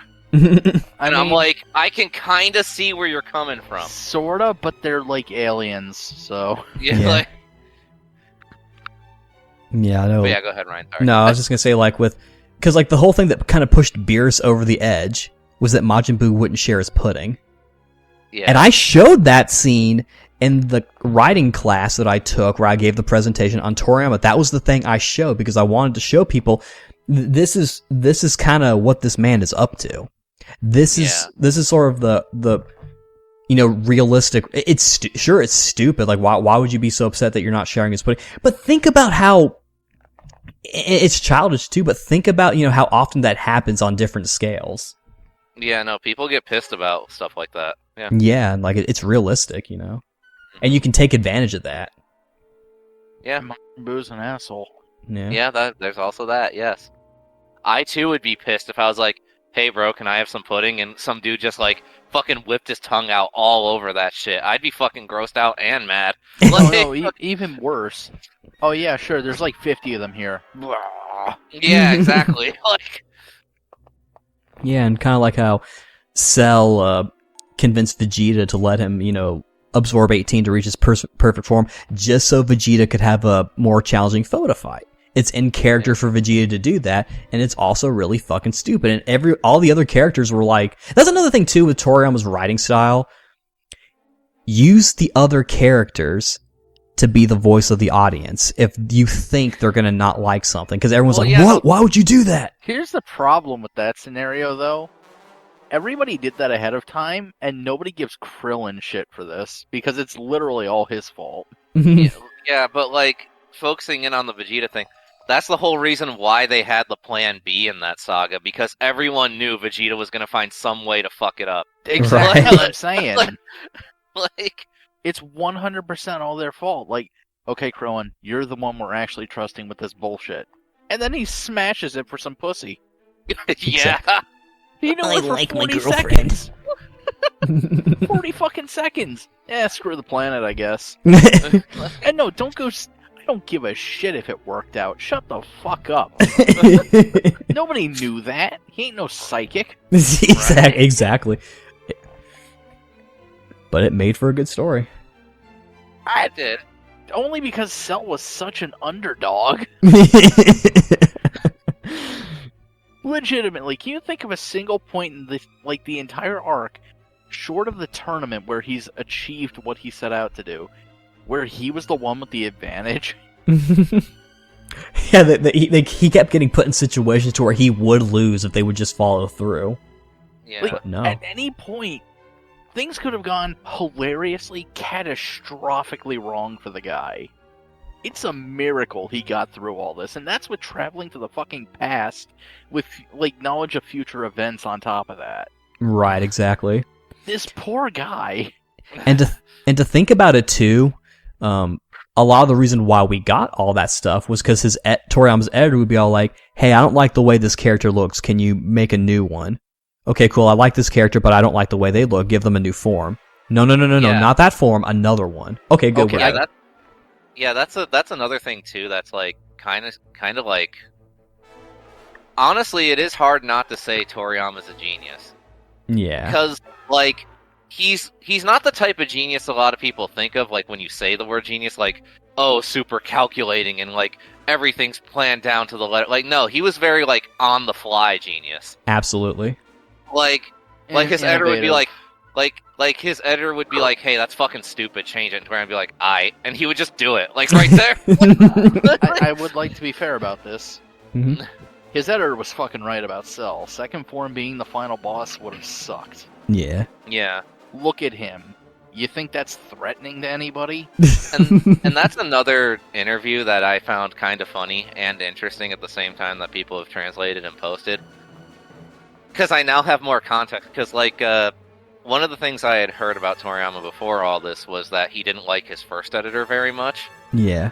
And from what I understand, that was the editor he had for most of, like, classic Dragon Ball, right? And, like, I never knew the reason why, but assuming that in this interview he's talking about that dude, which I assume he is, but he might not be, I don't know. I now have the context, but basically he was like, yeah, you know, when I was first starting out my editor, I would draw what I would think was really cool or really funny, and I would hand it in, and my editor would straight up say, that's not interesting, do it again. And so I would do it again. And I'm like, dude, if I kept getting that, I'd get pissed too. Like, I don't blame Right. you. Like, fucking... Yeah, I'm guessing he's talking about his first editor, Torishima, I think is his name. I don't know his name. And in the interview, he didn't mention him by name either. He just said my editor. Yeah. So, yeah. I think Torishima, I think, even said he was the best in his sort of like post about Toriyama with his passing. He said that like Toriyama was the best manga creator. Where I think is high. Yeah. That's high praise when even someone who's difficult with you sees your merit. We all Yeah. experience that, and you know that can be kind of hard to see in the moment, but Yeah, absolutely.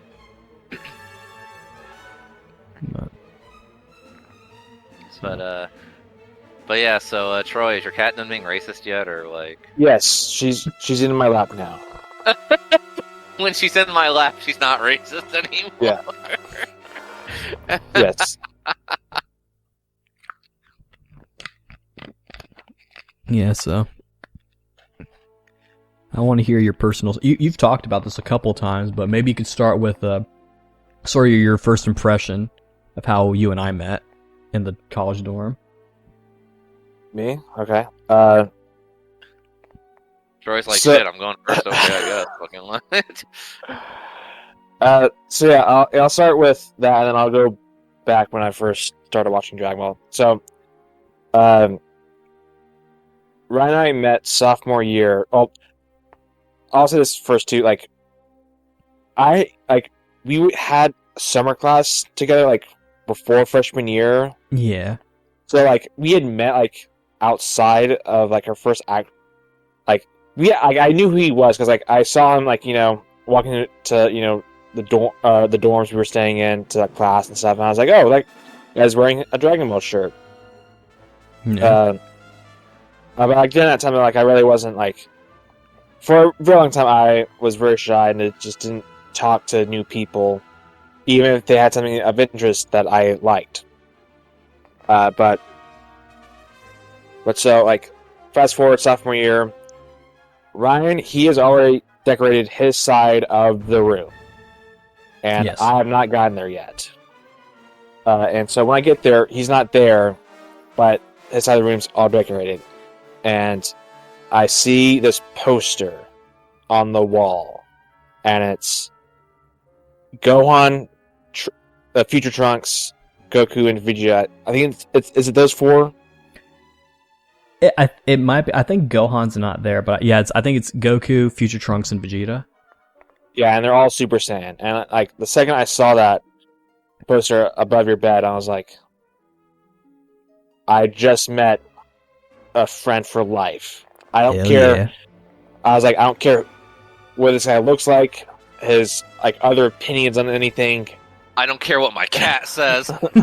Yes. Racism will not prevent this. Yes. Yeah, and I was like, yes, this guy and I are gonna be friends forever. And like, because I remember like that year, like, I was like one of the first friendships I had when when we were in college. I was the talker and he was the quiet one. Yeah, I'm definitely a big Which, listener, so. and the thing is, like, I'm the listener, like, in like all the other groups I'm in, like, and like all the previous friends I had, like in high school and middle school, like, I really wasn't that much into like having, you know, long conversations. Like, I was just more listening. But with Ryan, like, I don't know what it was like in college, but like, I was very happy of like just getting to talk to him about Dragon Ball Z. Hell yeah. And so yeah, I'm still here. Hell yeah, And I was brother. thinking, like, and like because of that connection with Dragon Ball Z with Ryan, like, that's the reason I'm here right now talking to y'all two. Like, Yeah. like I'm like, because I was thinking, like, since Toriyama's passing, like if Dragon Ball didn't exist, Ryan would probably have something else on his wall, like maybe you know a poster of Spider-Man or Batman or anything like that, or maybe like or Or Tails. McGregor. Probably, yeah. You McGregor. Yeah, yeah, and like we wouldn't. You know, I love those DC and Marvel characters. Like, if it was Tails, like I would have like respected his like choice of like game, because like I of course would have asked him if like, hey, what's this series? I have never played it before. Like, we probably would have been friends, but like the connection wouldn't have been as strong as it is because of Dragon Ball. Right. Yeah. I mean, we may have led to the same conclusion even then, but Dragon Ball was a huge proponent. Yes. You're always the one who's going with me to the new Dragon Ball movies, and I try to invite others if I can. Sometimes they're not there to always there to make it, but yes. And oh my gosh, that was probably last year's birthday with you. My birthday was probably one of the best birthday.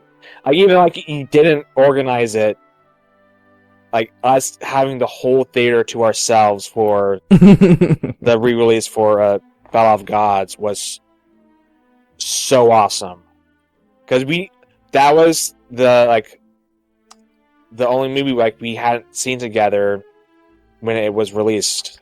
Right. And so like that was so fun that we got to do that. Hell yeah. You Yeah, my boy. Speaking of Battle of Gods, I don't think I'll ever be able to look at that credit sequence the same ever again. Just saying. Oh yeah. Mm-hmm.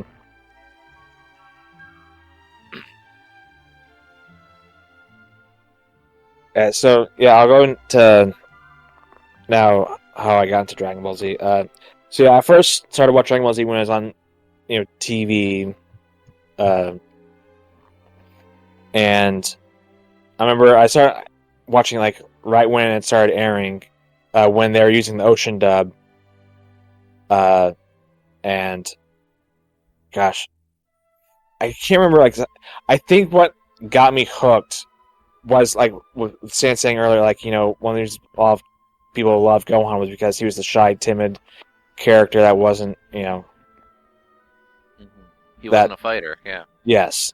And when I was a kid, like I said earlier, I was really shy. I was very timid. I didn't talk much at all. And so, like, Gohan was like the first character like I saw like in a TV show or a movie that was the closest thing to me when I was like watching it. Because yeah, when it first aired, like, I was like, we were like, 4 or 5, and Gohan was the same size as me, and I was like, I was like, yes, that's me, and so I got hooked with that, but yeah, like, gosh, I don't know, like, where to go next, but I'll say this with the Ocean dub and Funimation dub, for the longest time, I had no idea there were two different dubs that aired on on TV. I didn't learn that until when my brother and I rewatched Dragon Ball Z on the orange boxes or orange bricks. Yeah. Because I remember when we started, it's the over 9,000. That's the thing that the really famous part with the Ocean dub. Yep. When we got to that scene and it wasn't exactly like it was in my head when I was a kid, I was like, wait a second, that doesn't sound right at all. What the heck is that? And then I kind of learned oh, they had two different dubs. Yeah. And so for me I always loved the Ocean dub for the Saiyan saga, and then after that I'm happy with the Funimation dub.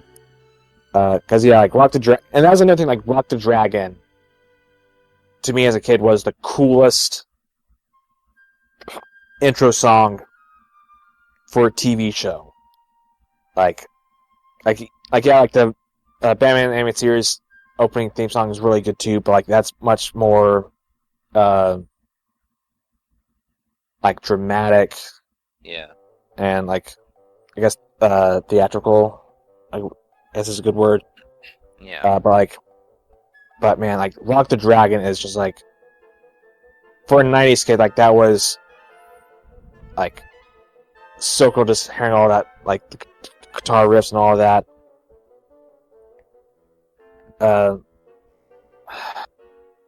And so yeah, and I think that I just loved with the show, when it first started, was just they somehow kept getting the spectacle getting bigger and bigger, because there weren't any other shows that really did that, to my recollection, who told a story that an episodic story where every episode leads into the next one, instead of it's just one episode at a time that deals with that thing, with the Batman animated series, every episode, unless it's a part 1 or part 2, is always seeing or nothing with that episode affects another one, unless it's they want to show it. Because I just remember as a kid, I thought it's crazy. I thought it was so cool, how at the very beginning of the episode, not episode, but the series, Goku, died, and I was like, this is the main character, and he's already gone. And then, of course, you learn about Otherworld, and I was oh, he's dead. And I grew up in a Christian household, and so I was oh, so that's their version of heaven. And then he comes back to life, and yeah, the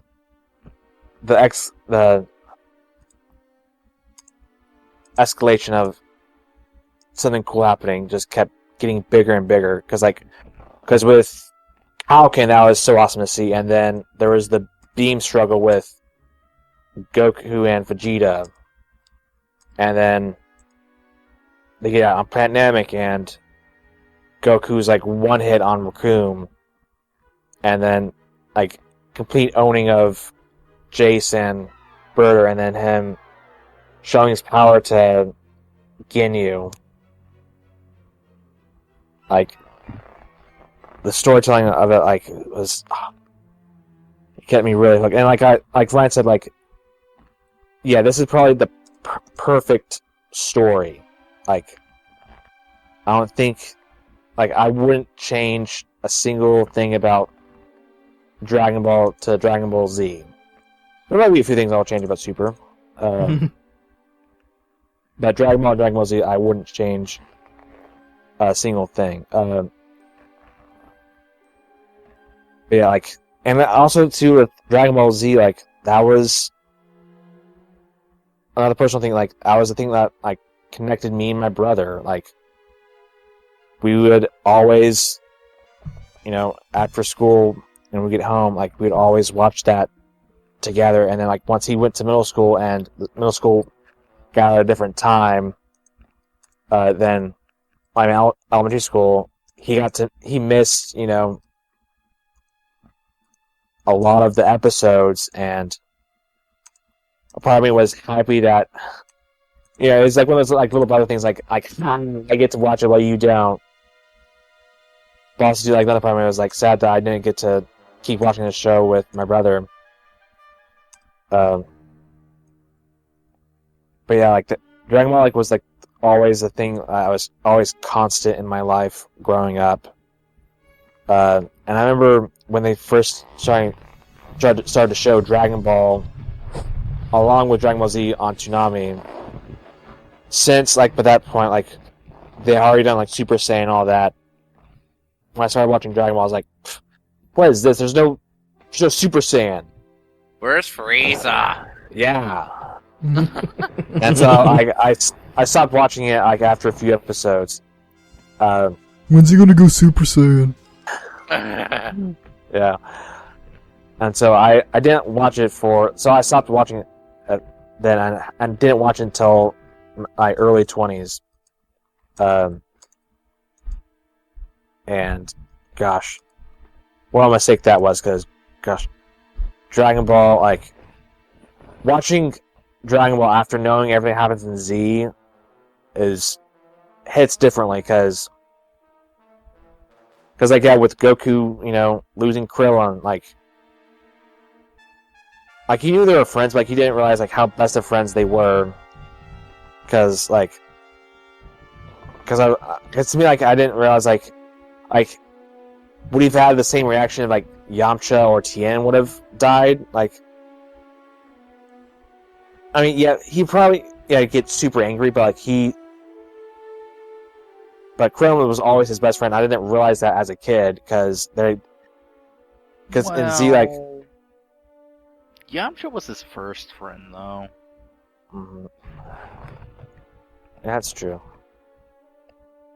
But like, all I was trying to like say, I was like, you don't, without watching Dragon Ball, you don't realize how close of a friends they are, since like you get the first episode of just Roshi, Bulma, and Krillin, and then all of a sudden Yamcha and Tien are started to train with them.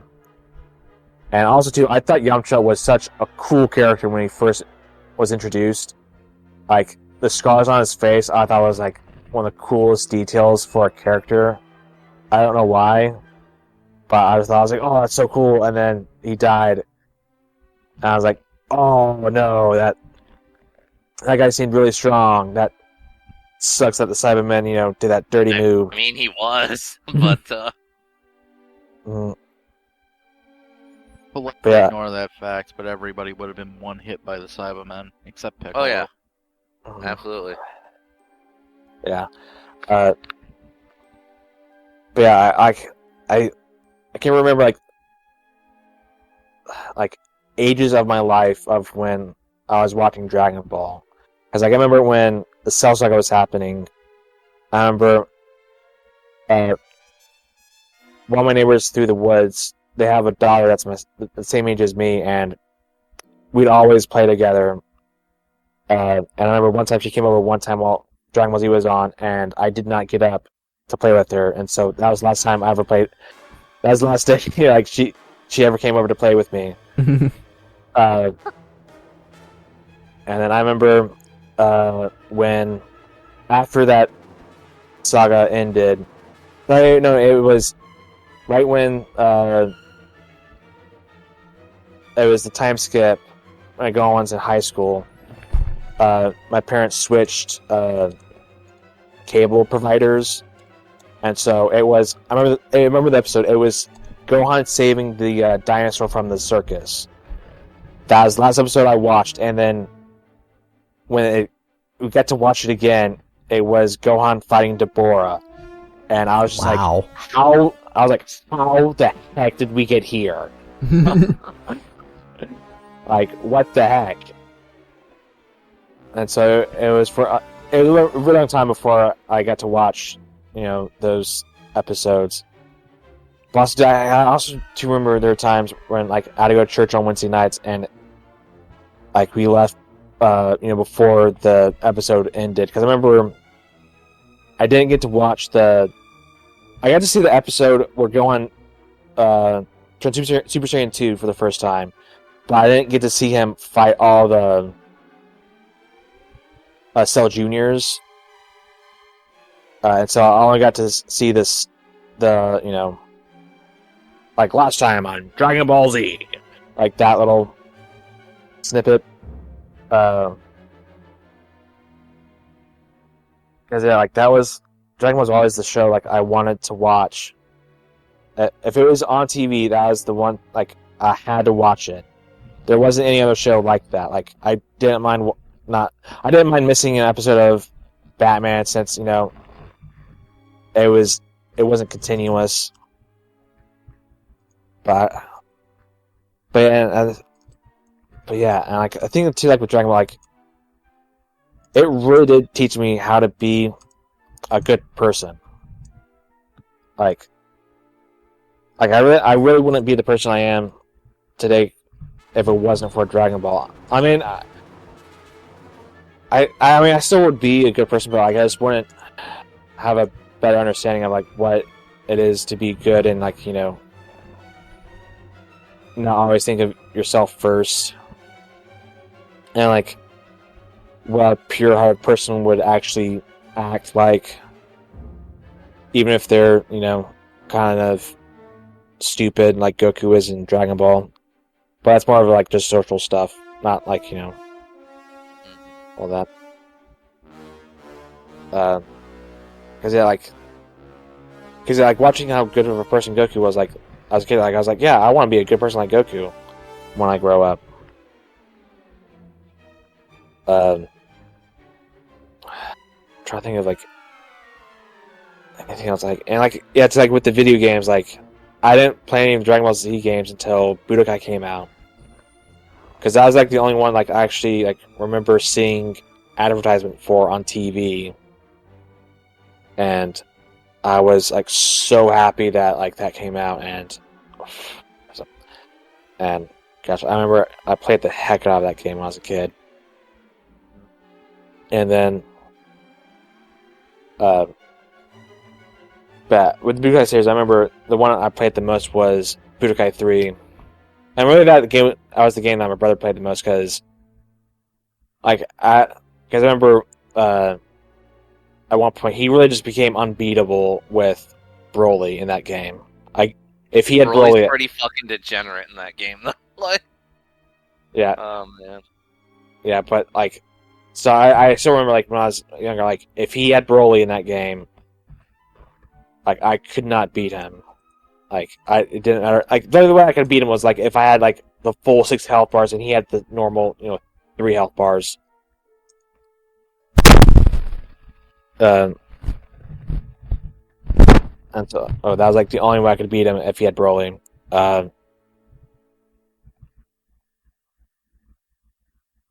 Yeah, gosh, I'm trying to think of anything else that's worth noting. And then, oh yeah, I remember. I'll tell this story. It's one of my favorite memories of my grandma now. For a long time, I didn't know what GT was, and this is before I knew how crap of a show GT was. Me and my family were on vacation with my grandma, because we're basically staying like a town over from where my grandfather grew up, and this was the place like we always went to at the end of the summer, but right before school started. And so, like I have like the whole like hotel like down on my head in a map still to this day. And so, me and my family are staying in a room like right down the hall from my grandmother, and so one day like we're at, I think it was Target. We were my parents needed to get something, and since we're kids, we have to go with them. And so while they're actually shopping for the stuff that they wanted, like me and my brother and my cousin, like we go to the toy section, all that, and then I find a VHS tape with Super Saiyan 4 Gogeta on it. And I was like, what is this? And I grabbed it. I was like, guys, Jim, like, we have to watch this. What is this? And so, like, we buy it, and so, of course, we get back to the hotel, start watching it, and there's about 15 minutes left. Or, like, we're on, like, the last episode of, like, the VHS tape. And my grandmother calls and goes, Troy, you need to do your summer reading, like, now. And I was like, Gammy, I'll do it once the episode's over. There's one episode left. Like, it'll be done 20 minutes or 15 minutes. And she's like, no, Troy, you have to do it now. You are, like, we have to do it now. I was like, Gammy, I'll come over once the episode's over, okay? Bye. I hung up the phone. So from her room to our room, it's a good, if you walk probably 20 seconds. Before I sat down, I remember I was like about to sit down.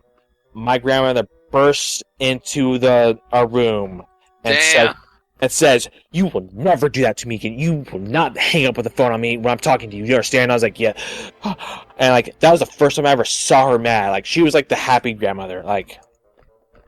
And so I was like, "Yes, ma'am." And so we go back to her room, and I read the chapter of the book, and like, and of course, like the whole time I'm about to cry. Because I was like, oh, what just happened? And so, of course, after I read it, my brother and my cousin are already finished the VHS tape, so I rewinded it to where it was before that trip. that oh my gosh, that moment. So yeah, I have so many fond memories of the show. Also, too, I remember when Gohan was teaching Videl how to fly, and he was teaching her. I know where you're going with this, I think. Yes. And her teaching her about key control and how to, do it. I don't know if y'all did it, but during commercial breaks and after the episode was over, I crossed my legs and got my hands together and was trying to get my life energy go through my hands and to create a ball in between my hands. And I tried to do that for so long when that happened. Yeah, a lot of kids did. And I of course was disappointed in myself. I couldn't do it. Not that it's impossible to do it. But it's just like those little moments that the show gave me as a kid. I'll always treasure it. And also do the first 3 Dragon Ball Z movies I thought were so awesome, and I mean when I was a kid, when I learned they weren't canon, I was a little sad. But still those first 3 movies because that was part of the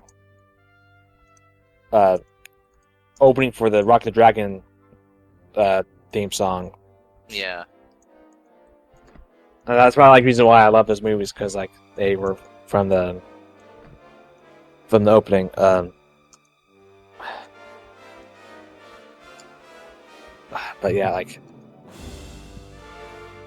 yeah, for a long time though,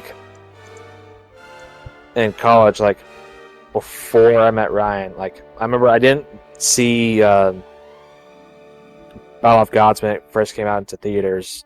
I had to wait until it was out on Blu-ray to watch it with Ryan, because I remember like he got an advanced copy of the movie from a Yeah, 'cause- con.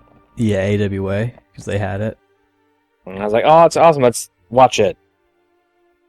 Because I want to get back into it. But yeah. Gosh, I'm trying to think of like any other memories that like are fresh or like worth noting. Like I remember like with my ex, she watched it with me one time. And the one time she watched it with me was when I had a medical scare and we had no idea what was going to happen with me. And so she watched it with me, and like after the scare, she told me like she didn't care for Dragon Ball Z at all. Ouch. And she was like, I Grounds only for watched. divorce. Yeah, and she told me she only watched it because she didn't know what was going to happen to me, and she just wanted to have she didn't want me to feel sad, and so she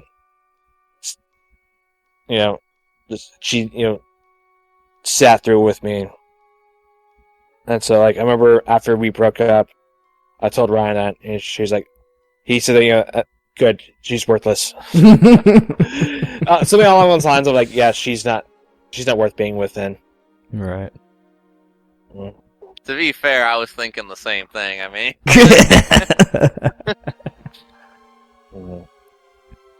like I actually, even before I met you, I used to make jokes like that with Ryan, where I was like, "Watch, Ryan, you're gonna meet the girl of your dreams one day." And then you're gonna be like, "Hey, let's watch the episode of Dragon Ball where they get their driver's license," and she's gonna be like, I don't like Dragon Ball. It's stupid." And Ryan's gonna be like, "Divorce." If that Dragon Ball stays on. Babe, how are we supposed to do this with your poster of Goku right there? I was No. just thinking that.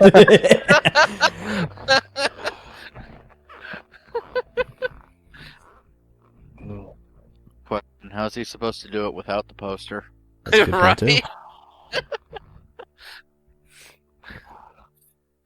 Right?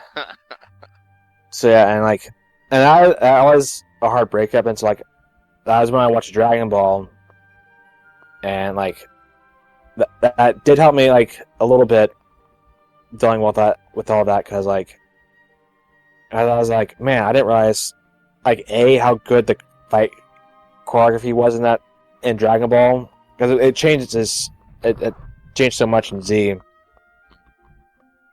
But also I never realized like how good of a person Goku is. Like yeah, like he doesn't like understand like social norms, and that women don't have balls like men do. Maybe that Frieza really shouldn't have been forgiven. But like still, like he did not have a single ounce of hate for someone in his heart. And I was like, man, like he's a kid, and like, but yeah, it helped me just seeing a pure, like understand like how pure of a heart person like he was, because like I mean because like with Z and like Super now, like pure hearted, like Vegeta somehow is considered pure hearted now to some extent. Close enough. Yes, yeah, he's close enough. But yeah, and then I remember the episode where Krillin dies, and like that whole scene of like Goku understanding something is wrong, and he doesn't want to. He's waiting to eat, and that's like the first time like in the whole series he doesn't want to eat, and like him leaving the restaurant and running. Like, oh my gosh, like that was one of the few times I cried like watching that show. And understand like, because I remember like with Z like I didn't know when Krillin died like he couldn't come back, because I thought he could come back because of the Dragon Balls, because Goku was revived. But since I hadn't watched Dragon Ball, I didn't understand the that you can only be wished back once. And so, like, yeah, that scene was so sad. And also, too, like, I never realized how cool Tien was until I watched Dragon Ball. Hell yeah. Because, oh my gosh. Like, watching that and, like, seeing what they did to him. And he did have a couple moments in Z. But, like, him and, like, Yamcha not any getting, like, any screen time anymore, like, is so sad because, like, they were such a huge part in Dragon Ball. And so it is sad not seeing those characters that, like, you realize how awesome they are, not get to have any more. You don't get to see their, you know, their daily lives like you do with Goku and, you know, Vegeta now.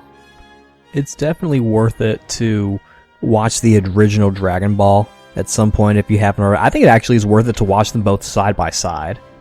Because I think it enhances Dragon Ball Z if you watch Dragon Ball and then go into Z. Yeah, and so yeah, I messaged everyone, like, it was like the day after, or like the day of, like, Toriyama's passing. I was like, I'm gonna do the whole series from Dragon Ball to you know, Z, and to also to Super. And it's been about a week. I finished episode 1, so it's gonna take a little bit of time. But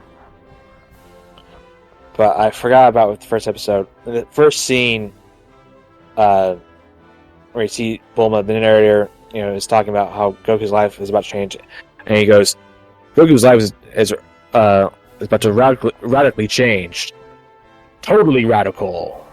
And I was like, "That's such a '90s line." Yeah. But and then also too, I was like, "Yeah, our lives did get changed. You know, our lives got, you know, totally radical with this show." Yeah. Oh no.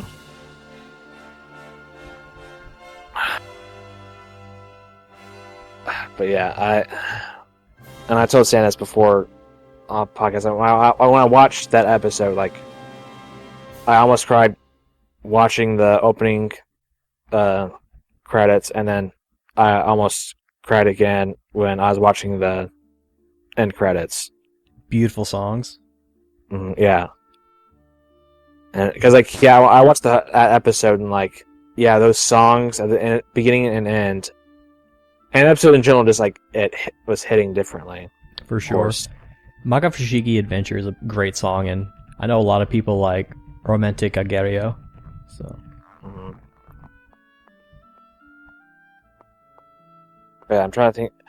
I think that's pretty much it for personal things. So I'll end on this funny note. So in our Discord server, I know we mentioned it before in other episodes, but Stan likes to change my name, and so I always try to find an appropriate picture to go along with that name. And so it was like 2 weeks ago, I think it was. I went to go pick up some pizza, and apparently when I got there, I said, you know, "Hey, I'm Troy. I'm here picking pizza," and they go like, "Oh, we thought you said Dory." And so I sent the picture of, like, the, you know, Dory on my pizza box, and so of course Stan changed my name to Dory, and so I looked online for Dory Street or Dory Troy, and apparently there is a person named Dory Troy, but unfortunately that person's a black lady who was a jazz musician from the 50s. Oh. And so for about 2 weeks or so, I had that picture from my Discord profile picture, and I didn't realize until after I did it. I'm a part of other servers, and people know who I am. Like they've met me in real life, and I am so glad. Like no one posted something I had to respond to, because they would have seen Dory, and there's a black woman, and no one knew who that was, or they knew who would respond to it and go, Troy. I was so glad I didn't have to have a conversation saying, Troy, why is your profile picture of a black woman? You should have been like, she's attractive, bro. You got a fucking problem? Like, Yeah. No, hit him hard. Why can't it be? Yeah. After Toriyama's passing, Stan changed my name to Dragon Ball Troy, and so my profile picture now is of the Goku and Gohan on the flying Nimbus. Since that was the thing that got me hooked, and Gohan is the character that I most had a connection with when I was a kid.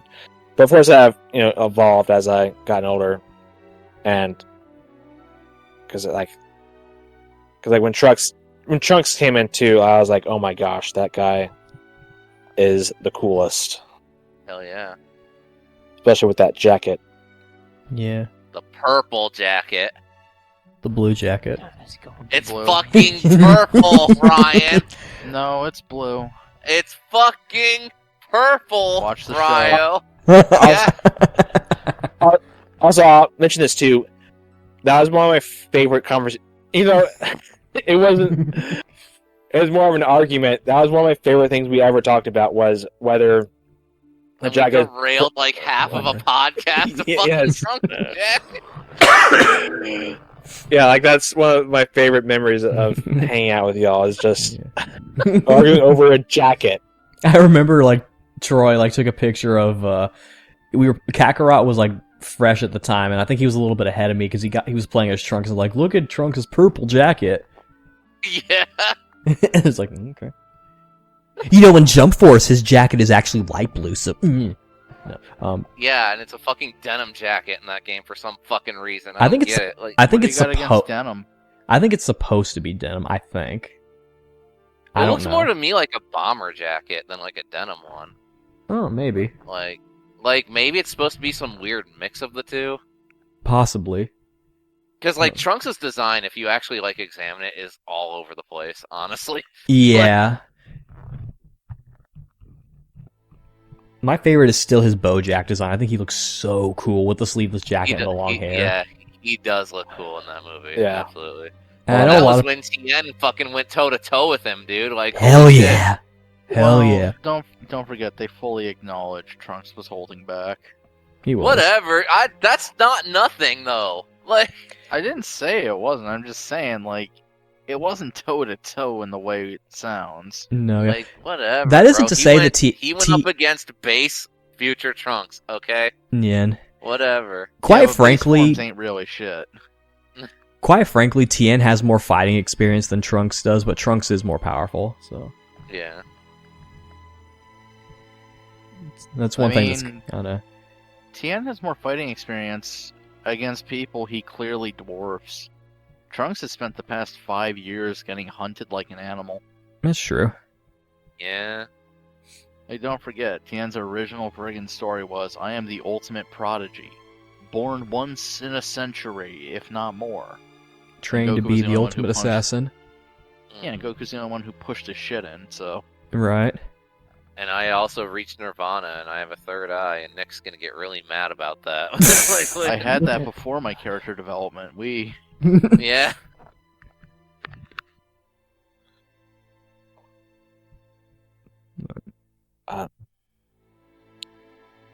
But yeah, but that's all I can think of for the moment with personal stuff. For games, again, the Blue Guy series was my favorite growing up because that was the game. Like again, I got to play with my brother the most. And then I know it's not the most popular one, but Burst Limit.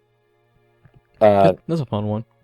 That to this day, I still think it has it's the best graphics for a Dragon Ball Z game.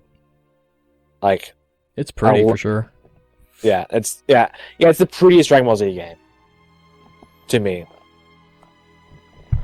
And it was so sad when I only got to the Cell Saga. Like, I was, because I remember at that point, like, Boo already happened. Right. But yeah, First Limit is like my favorite, like, underrated Dragon Ball Z game. But my favorite one of like all time is Budokai 3. And your second favorite of all time is Battle of Z, right? Oh no, it's Dragon Ball Sagas. God. I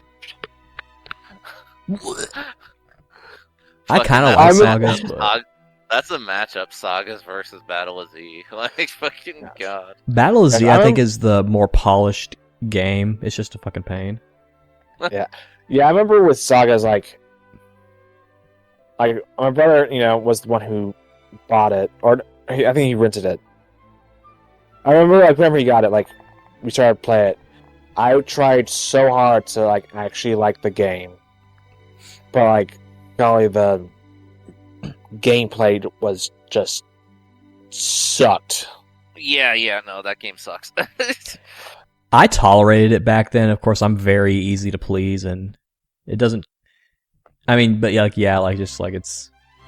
I actually have never technically finished the game because I got stuck on the final fight with Super Saiyan 2 Gohan, and so where you have to be Super Saiyan 2 to damage him. Yeah, that's fucking annoying. Like, God. The Yeah. game is almost tolerable if you just play as Broly, because he's technically always in Super Saiyan. Right. Yep.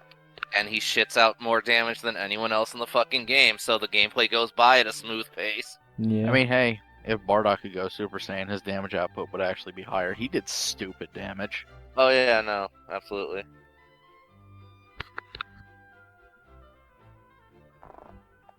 But yeah, I guess that's it for me for now until I have a premonition of something else that I really love about the show, or another way it affected my life.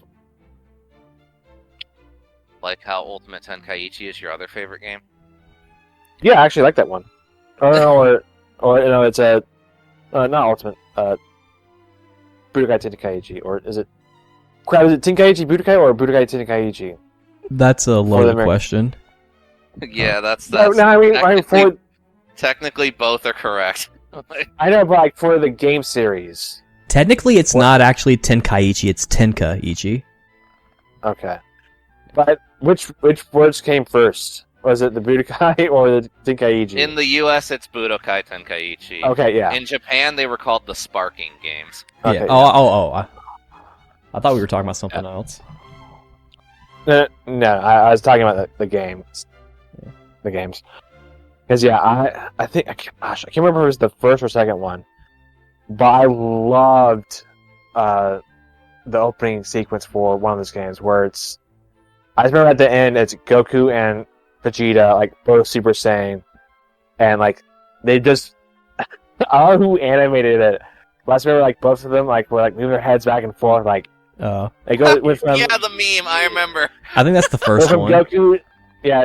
I just remember it went from Goku to Vegeta, and they both were like, like had that smug, like, yeah, we're fighting around with Super Saiyan. I remember. Like, oh my gosh, that. They knew what they were doing. There's no way they didn't. Like, Yeah, I think the person knew what they were doing. They had to.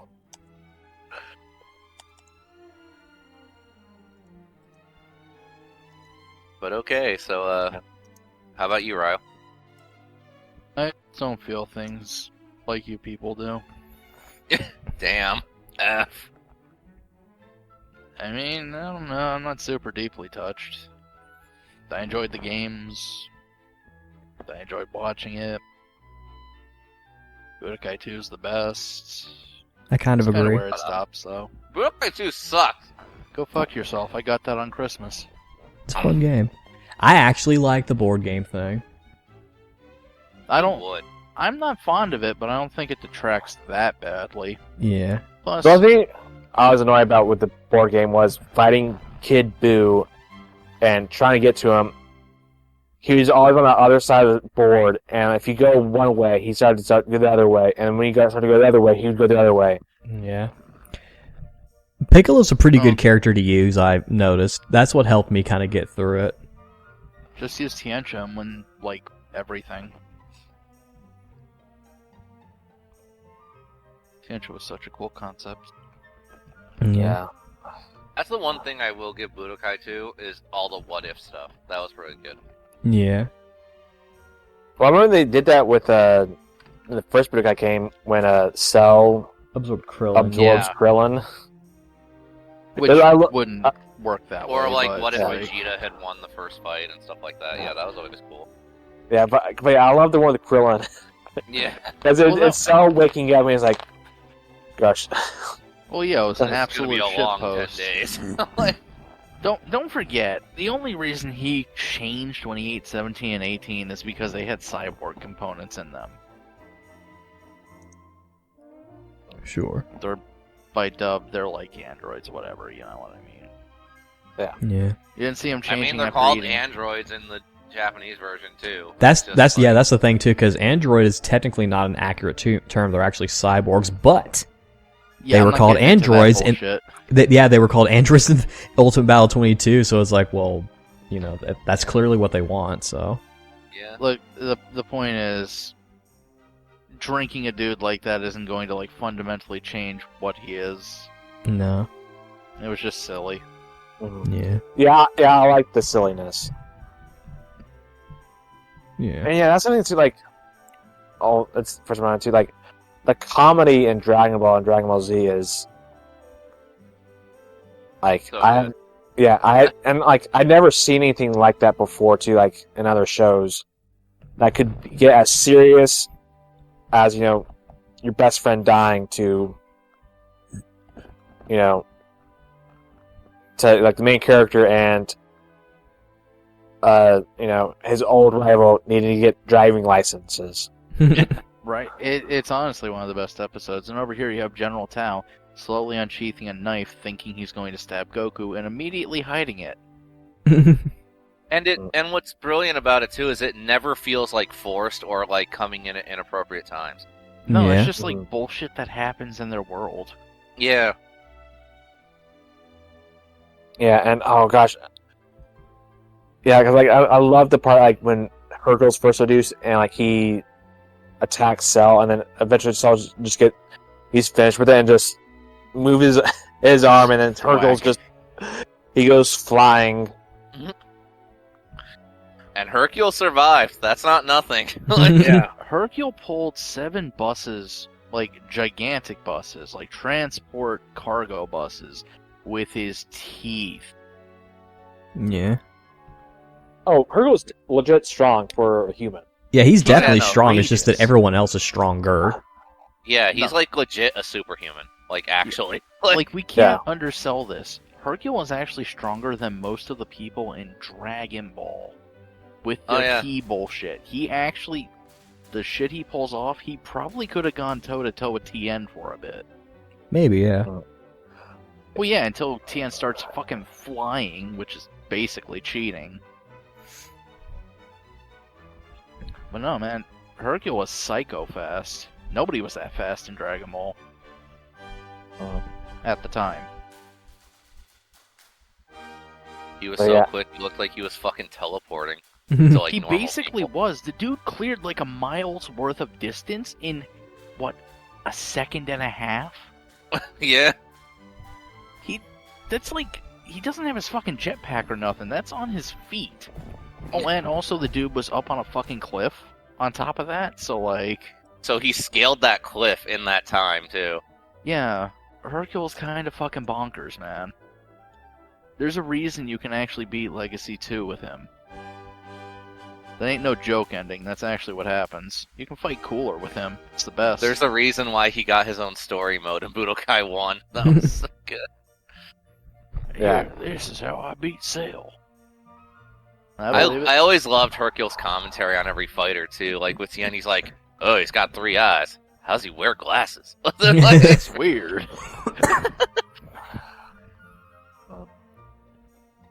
Yeah, and I loved Hercule in the games because like before like the game came out, I always wonder like if he was in it, like how would they have him fly with all the characters because he can't fly. But then him giving a jetpack, I like. Oh, even though he doesn't have a jetpack in the show, like I was totally like happy with it. Yeah. Hercule should have been in fighters. What the fuck? You should have. He's the people's champ. He would have been a perfect sort of like gag character in that game too. Yeah. Gag character. I think so. You know, with it We're coming to gonna have PS5, words. they might as well do more DLC. Or having come to They're not PS5 gonna. now. Of course not. They're not gonna. Like, they're all too busy over. working on Fighters 2, most likely. Maybe. Yeah, like that's happening. But yeah, the comedy in Dragon Ball Z like really influenced my style. Not that I'm a comedian, but like my or like how comedy's done. Your TV interest in show. comedy? Your sense of humor. Yeah, sense of humor. There Like- you go. The core of his funny bone. Like yeah, I could The definitely. core of his emo gland. That's something only you have. Okay. God, I'm so fucking tired.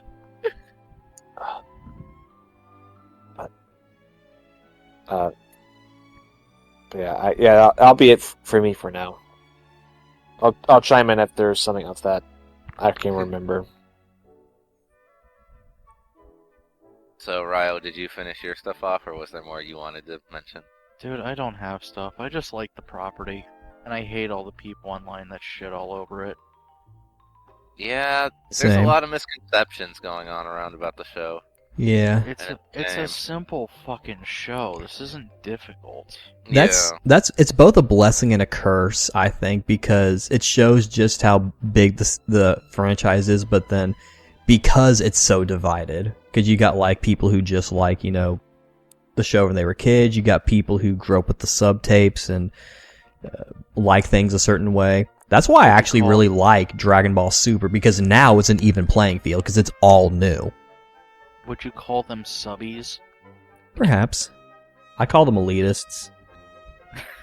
Damn. But Yeah, no, that's what I call them too. Like the people on a certain website we've made fun of in other episodes. You know. yeah.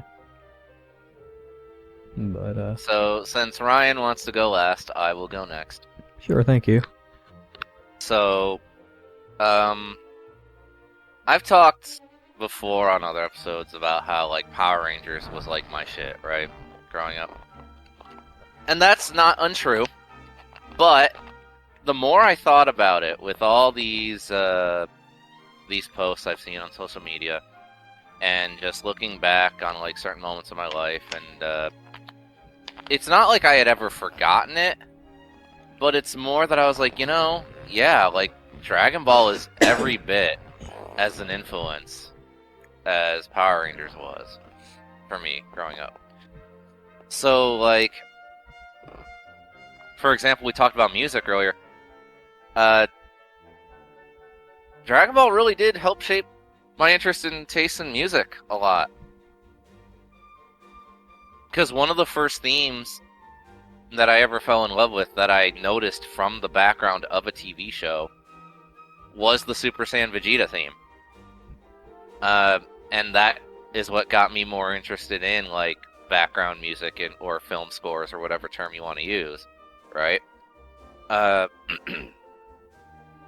then also, too, it was a show that was, it was kind of weird in that it was both a nice break from reality, but it also taught me a lot of lessons that I still carry to today. So, like, fun fact, I'm not going to get too deep into it, but a lot of people know that I come from an abusive household. And one of the things that was beaten into me growing up was that men aren't allowed to have emotions, and especially Yeah. not you specifically, Stan. You're not allowed to feel anything. What's that? The kid down the block is having fun and laughing? Well, eat shit, you're not allowed to do that. You might think I'm exaggerating, but I'm really not. So, I'm sorry. yeah, no, it's fine. And so, I really did, believe it or not, with how, like, energetic and spirited, for, putting it lightly, I can get on these episodes. There was a big chunk of my life where, yeah, no, I was, and to this day, people still call me a robot, like, derogatory, because of my very, like, not engaging nature, right, that I have in public. And, yeah, no, there was definitely a moment in my life where it really did feel like that, where, I wasn't feeling anything, there was no joy in my life. And so, that's also what attached me to Android 16. Because he was very much like that. He got woken up and, like, 17 and 18 are like, hey, let's go kill this Goku guy. And, like, 16's like, yeah, I guess. Like, I'm down for that. but, like, as he goes on with them, he learns to love the trees, nature, birds, all that stuff. And then again, going with that speech to Gohan, that speech really did resonate with me a lot. Because believe it or not, Dragon Ball also taught me about anger management. Yeah. Like weird as that might be to say, what with the stereotypes the franchise has, right? But yeah, 16's whole thing about it's okay to be angry, you just have to know how to direct it, right? Like, no, that was very therapeutic for me, and it's something I still hold on to today, where, like, and, I'm sure many people would argue that I've abused it or that I've misappropriated it or whatever. But it really did help out in my life, learning how to project those emotions at a target. Whether or not you think it's justified or not, okay? That's irrelevant for this. So, that helped a lot. And it's also probably, too, I don't think it's the main source, but it definitely helped with how I associate a lot with robots in media as a result. A lot of times the robot characters are my favorites because I can kind of relate to a lot of the stories that are told with them. Now,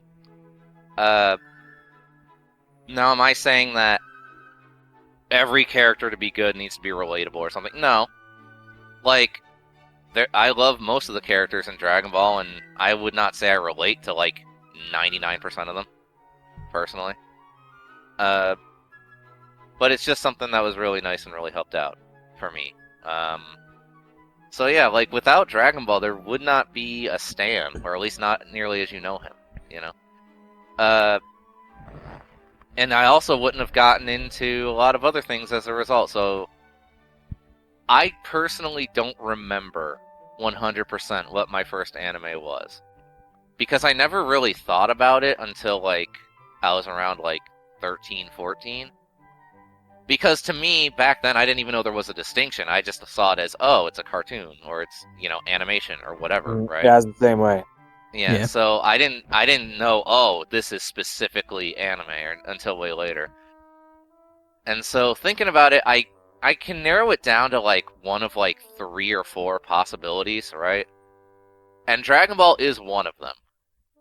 Like, me personally, and again, I could be wrong, I don't think it was my very first one, but there's a good chance it was.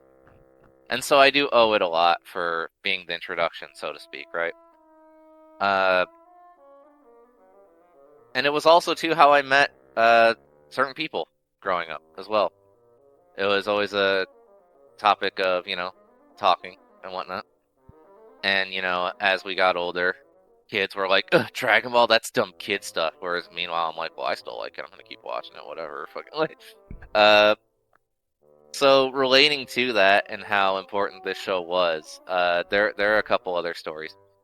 For example, back when my father was no longer in my life, I ended up having to go to daycare a lot growing up. because my mother was always working and or just dumping me there because she didn't want to deal with me. Whatever. So I would have to stay after school for like 2 more hours because they had their own daycare service, right? And I'll never forget when they finally installed a TV into the daycare room. Because, you know, I would be like, hey, like first question on my mouth was like, hey, are we allowed to watch stuff on that TV?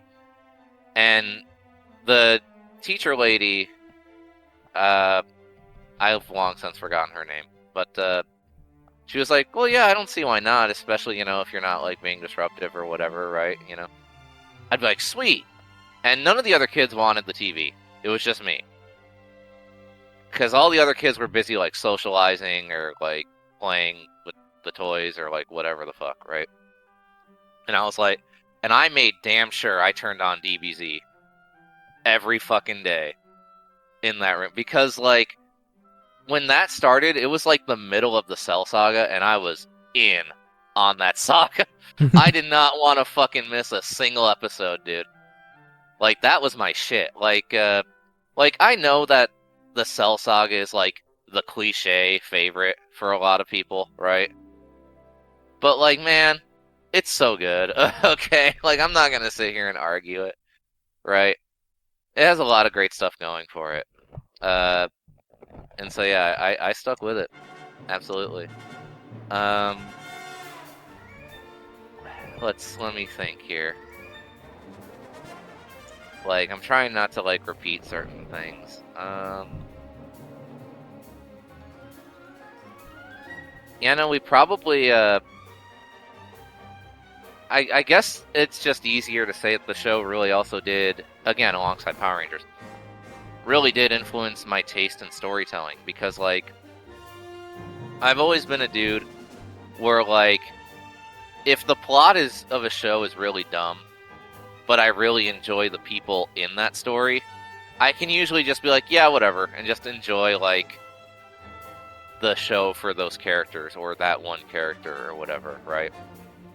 Dragon Ball's a part of that, because like I love most of its characters, like, and you know, depending on the saga, like, until recently, Buu Saga was, like, you know, target number 1 of that shit.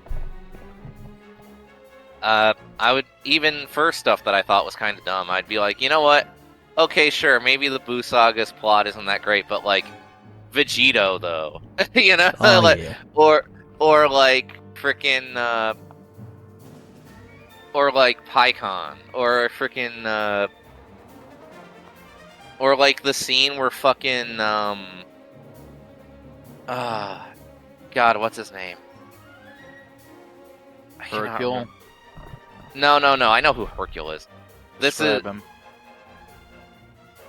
jumping back to OG Dragon Ball, but, like, the first dude who ever got revived by the Dragon Balls. Oh, Yeah, the Opa? kid, the Indian kid. Yeah, him. Like, people kind of look back sort of in a derogatory way about that episode nowadays, but like, as its own story, it worked really well, and I liked the characters in it. And not only that, too, this is another misconception. People are like, oh, death doesn't matter in Dragon Ball. But, like, it does, though. right. Dying sucks. Like, you know, like, and like, the characters still treat it really seriously. You can thank Team 4-Star for that shit. Yeah, I know. Like, so, you know, just to give some examples, like, and it also affected my own sense of storytelling in a way, like the way I do it. So, like, and Ryan picked up on this really quick. Like, I've referenced Dragon Ball a couple times in our fucking campaign that we've done, right? Right. And, like I remember when I referenced the Frieza scene, and Ryan immediately was like, okay, Frieza. And I'm like, thanks, Ryan. Good on you to get the reference. Like, or, like, here's a spoiler for the future for you guys. And I know that, and I'm sorry that the campaign's not continuing anytime soon, because I've just been so busy. Sure. But like, whenever it does come down to the fight with Nidalis, one thing I do definitely have planned is I want him to do like a dark twist on Goku's Hope of the Universe speech. Hmm. That's actually something I've had planned out for a good while. Oh, nice. Yeah, The death so of the universe. yeah, so look forward to that.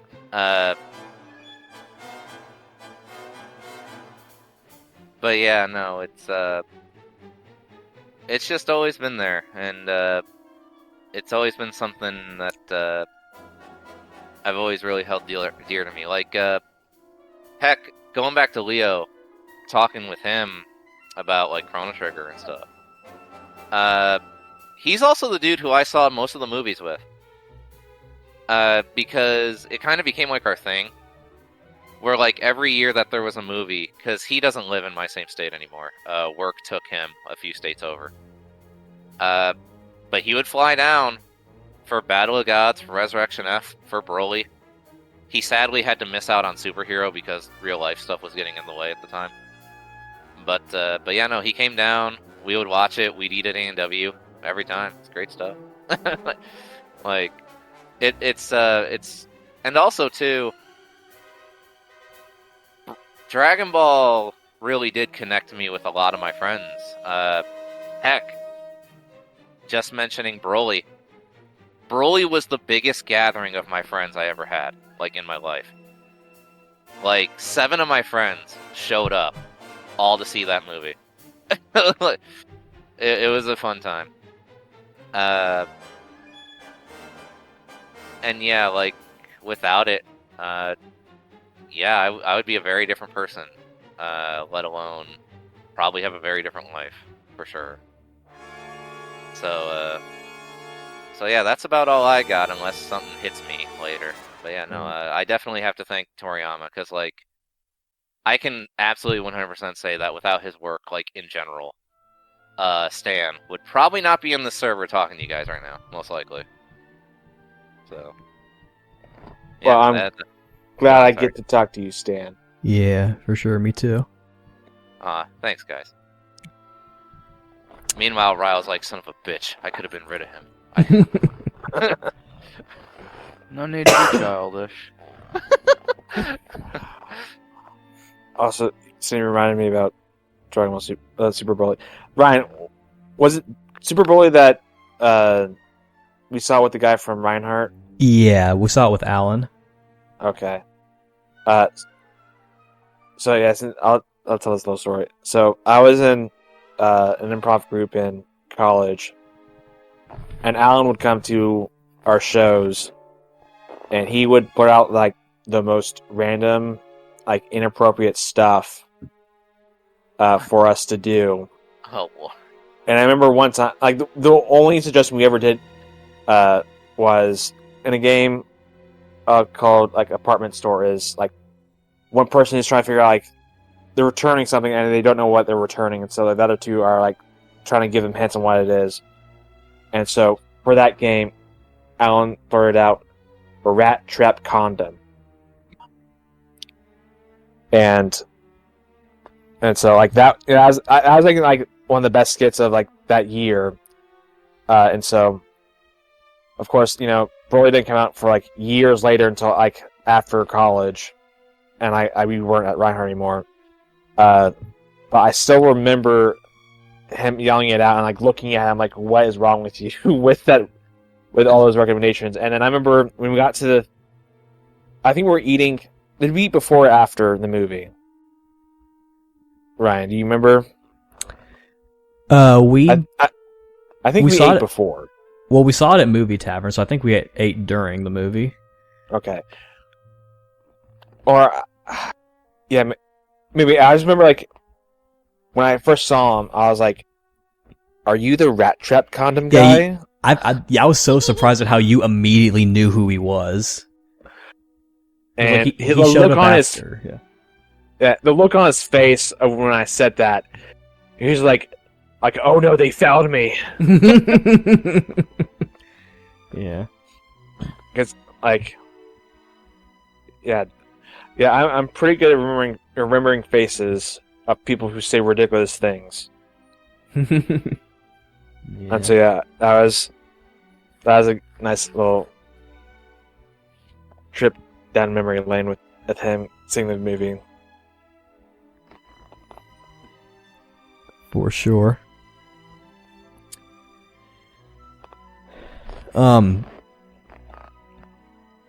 I know I already kind of talked about how I got started. I saw that Curse of Blood Rubies movie, rented it from Blockbuster,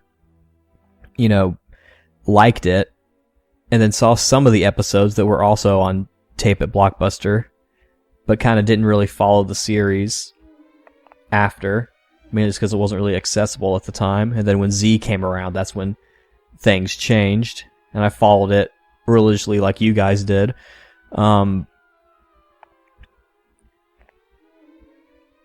A lot,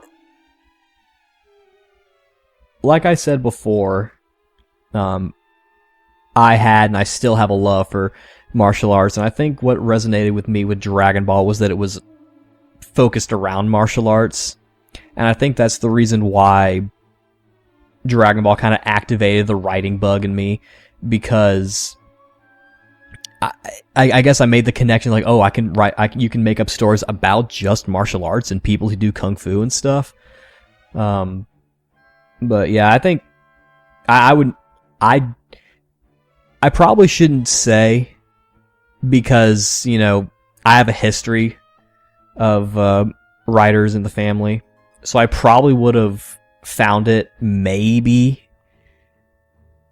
I don't think it would be nearly the same and as intense as it was, and I don't know if I would be trying to make writing a career, or it being even a passion, if it wasn't for Dragon Ball. And Dragon Ball opened up a lot of doors, because I got into anime through it and all that.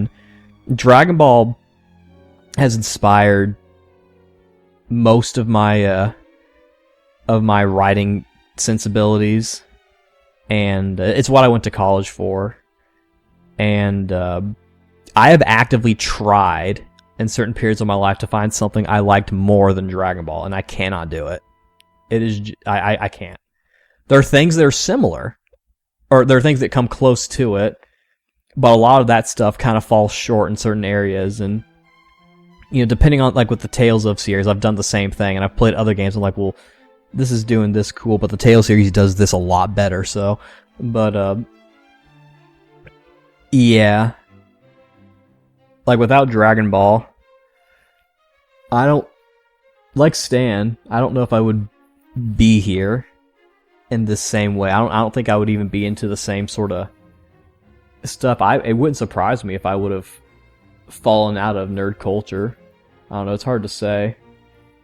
Maybe I would have become a comic book guy, but yeah, I feel like the only way I can honor Toriyama is by continuing to write and showing the world kind of what I gained from his story and his sensibilities.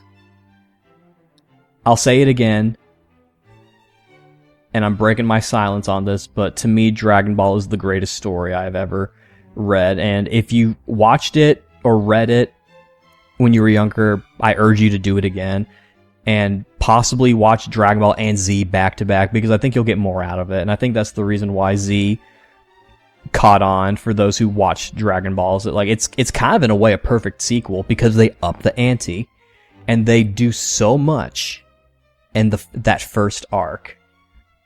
And I think they kind of figured that out with Super, and they're trying to do that now. Maybe after it's wrapped, we'll look back on it and we'll maybe see things a little differently with it, because I do enjoy it. There are definitely some things I didn't really particularly like about it, mainly characterization stuff in the Tournament of Power. But Thanks, Naruto. yeah, it's kind of tricky, because in the anime there's the Naruto stuff, and then the manga was rushed. So it's like, well, which one do you want? But yeah, I will continue to support Dragon Ball and sing Toriyama's praises. And I trust in Toyotaro and the staff at Shueisha and all of them. I'm sure whatever they end up deciding to do with the franchise once we kind of get past all this current stuff coming out will be a good enough call. I actually kind of liked when Dragon Ball was low key just a video game franchise. That was kind of fun. So if it ever goes back to that, I'll be happy with that. But that was kind of where I was at before college came around. Then like Kai came around, and I was just gonna originally just watch it raw, like in Japanese without subtitles. Like, okay, well I already know the story, I'll watch it. But then I decided, you know what? I'm gonna watch this how most people watch anime. I'm gonna watch it online, translated with subtitles, and I did. And I realized, I think part of it was just because, one, you know, I grew up with the English dub where they took liberties, but also it had been so long since I had watched that early part of Dragon Ball, or Dragon Ball Z rather, where everything just seemed so different. Just what the characters were just saying things that I was not expecting. So I'm like, you know what? Not only am I going to keep watching this, I'm going to read the manga. So I started doing that. And my appreciation for the story just grew because I felt like I kind of saw the story for what it really was at that point. And it was quite the enjoyable experience. Dragon Ball Z in particular, that section is a pretty fast read too, in my opinion. I went through it really fast. But yeah, the series really meant a lot to me, and yeah, so rest in peace, Toriyama, and thank you so much for this amazing work that you gave us and all the other stuff that you did. Like I said, I'm definitely gonna pick up Dragon Quest 12 when that comes out, and I need to play. It's funny, that friend that I was talking to who was telling me about Bulma and all that, how she's like the smartest person, and she's not exactly the greatest person. She also told me that I really need to play Chrono Trigger, and then Stan, earlier today, you told me that I need to play Chrono Trigger, and Ryo, you too, so I got Hey, Ryan. The version of Chrono Trigger is great. Yeah. Hey, Ryan. Yeah. You should play Chrono Trigger. There it is. Yeah. I don't know if it's really for me. I don't know. I'm not really into Pokemon that much. Yeah, man. It's on the DS version. Try again. Yeah, I actually have the DS version. That's the version that I got. Yeah, So- same here. I'll have to give it a shot. But yeah, we all love Toriyama and his work, and Dragon Ball in particular. And I need to reread it, but I actually really liked Sandland. So I'm kind of happy that that's sort of coming back with that movie and that The game. in the game, because I actually really enjoyed reading that. I only read like half of it because that was back when they tried to do Shonen Jump in America, and it was like a monthly magazine. Yeah. And it didn't quite work out. Yeah. Which is ironically where most of the advertisement for the Tales games went into, because I kept seeing ads for Tales of the Abyss, Radiant Mythology 1. I think I saw one for Legendia. It's like, damn. No wonder those games didn't really sell that well. So, while you were talking about creative influence, another one hit me that I can't believe I forgot to mention. Sure. Especially since I talked about our campaign and our storytelling. Yeah. My main OC that I use for damn near everything, whether it be a role play or a story or what the fuck ever, right? Yeah. Zach. He is very Dragon Ball inspired.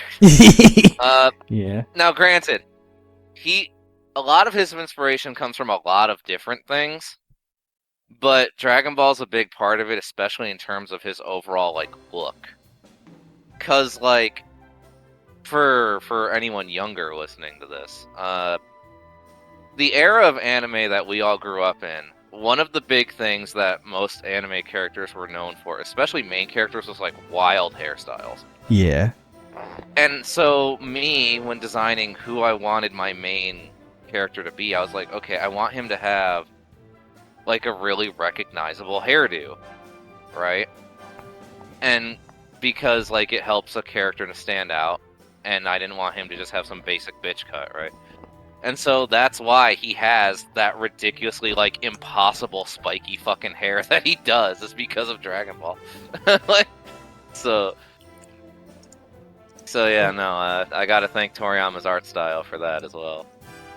And by the way, if you think I'm just making fun of my own character, I mean, I am. But also, like, You're granted, allowed I to. haven't... Yeah, well, not only that, but granted, I haven't commissioned many works of him because I'm poor. But, like, what handful I have, no joke. Every single artist was like, bro, what the fuck is this hairstyle? Like, every single one. Like, even Ryo can attest to that, because he's the one who helped me design it in the first place. Yeah, but I got it right and I didn't. That's true, you did get my vision. You were like, here you go, and I'm like, oh shit, how did you do that? Like, I spliced about 4 different heads. but yeah, no, like, nearly everyone was like, what the fuck? Like, it's just like... So yeah, no, thanks, Toriyama. Yeah. Oh gosh. I'm Stan, kinda- yeah, you just were. What were you gonna say, Ryan? I was just going to say that I'm in the same boat where a lot of my characters, a lot of my early ones too, were inspired from Dragon Ball. Over the years, I've added other influences, but even still, the core of it is mainly Dragon Ball influenced. Yeah, I was gonna say like, yeah. Whenever I drew like characters, I always try to draw them like Dragon Ball Z characters when I was a kid, since that was the style I watched the most and it was like always in my head. And also too, I just remembered this. So like in elementary school,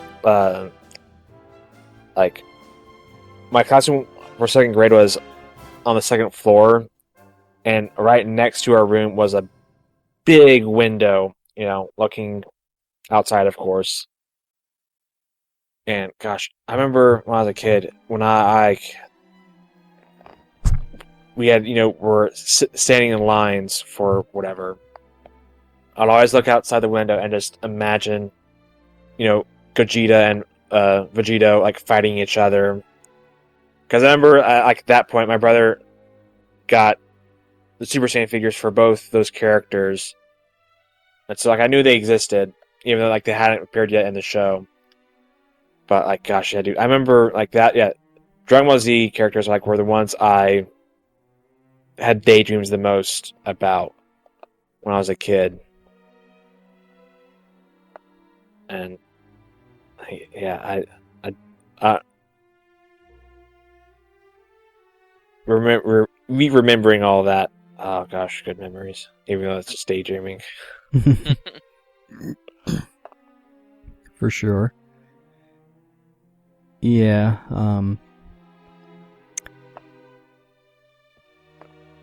yeah, I've pretty much said everything I think I can say, and I'm sure some people have seen the stuff I've posted on social media as well, which has been very humbling as well. And yeah, it's kind of also really crazy to think about how even like because like I said, he passed on the 1st of March. We got news on the 7th. We're recording this, and this is also going up the 14th. It's been, what, like a week and a half, and like we're still kind of mourning it. So, It's been 1 week since we looked at him. yeah. So, it's very sad, but I am also taking comfort, like I said, that like the series seems to be in capable hands. We don't know what's going to happen, but at the very least, it's going to continue for a little while longer, at least in terms of what we're getting right now. Yeah. So Daima, man, that's Toriyama's send-off. hell yeah, and perfect one too, because that art style like is very close to his like modern art style. Mm-hmm. So You know what I want to see? what? And this is just in terms of merchandise, because how we were talking about like Dragon Stars and stuff like that, right? Right. I want a Nendroid of Toriyama's like robot persona that he uses to represent himself. Yes. Oh, that'd be so cool. I would buy that. Absolutely, dude. I want that. I'm sure they will. They did one for Masako Nozawa, and I feel like Yeah. sad timing as it is, it would be the perfect time to do it. Mm-hmm. But So I guess that'll bring us to our close. Huh? I'm afraid so. I'll say this one last thing, just because we're mourning Toriyama. You guys are my friends. I'm glad you're my friends, and I love you guys. I love you too, man. And you guys as well. I love me too. Just too sappy. I was gonna say a little more, but this probably isn't the good time to say it. Let's just pour out a 40 for him. A 40 or cherry Coke on it. I had cherry whatever, Coke for just dump my it. drink for lunch today. Whatever it is, just dump it on his grave. Attract the Alright. flies. Group If I- hug. Come here, Ryo. Group hug. Don't fucking touch him. You did agree to letting him hug you when you guys meet. Of course, And you I'm also. going to destroy his ribs. Yeah, I was about to say he agreed to let you punch him. That is true. No, it's a knee.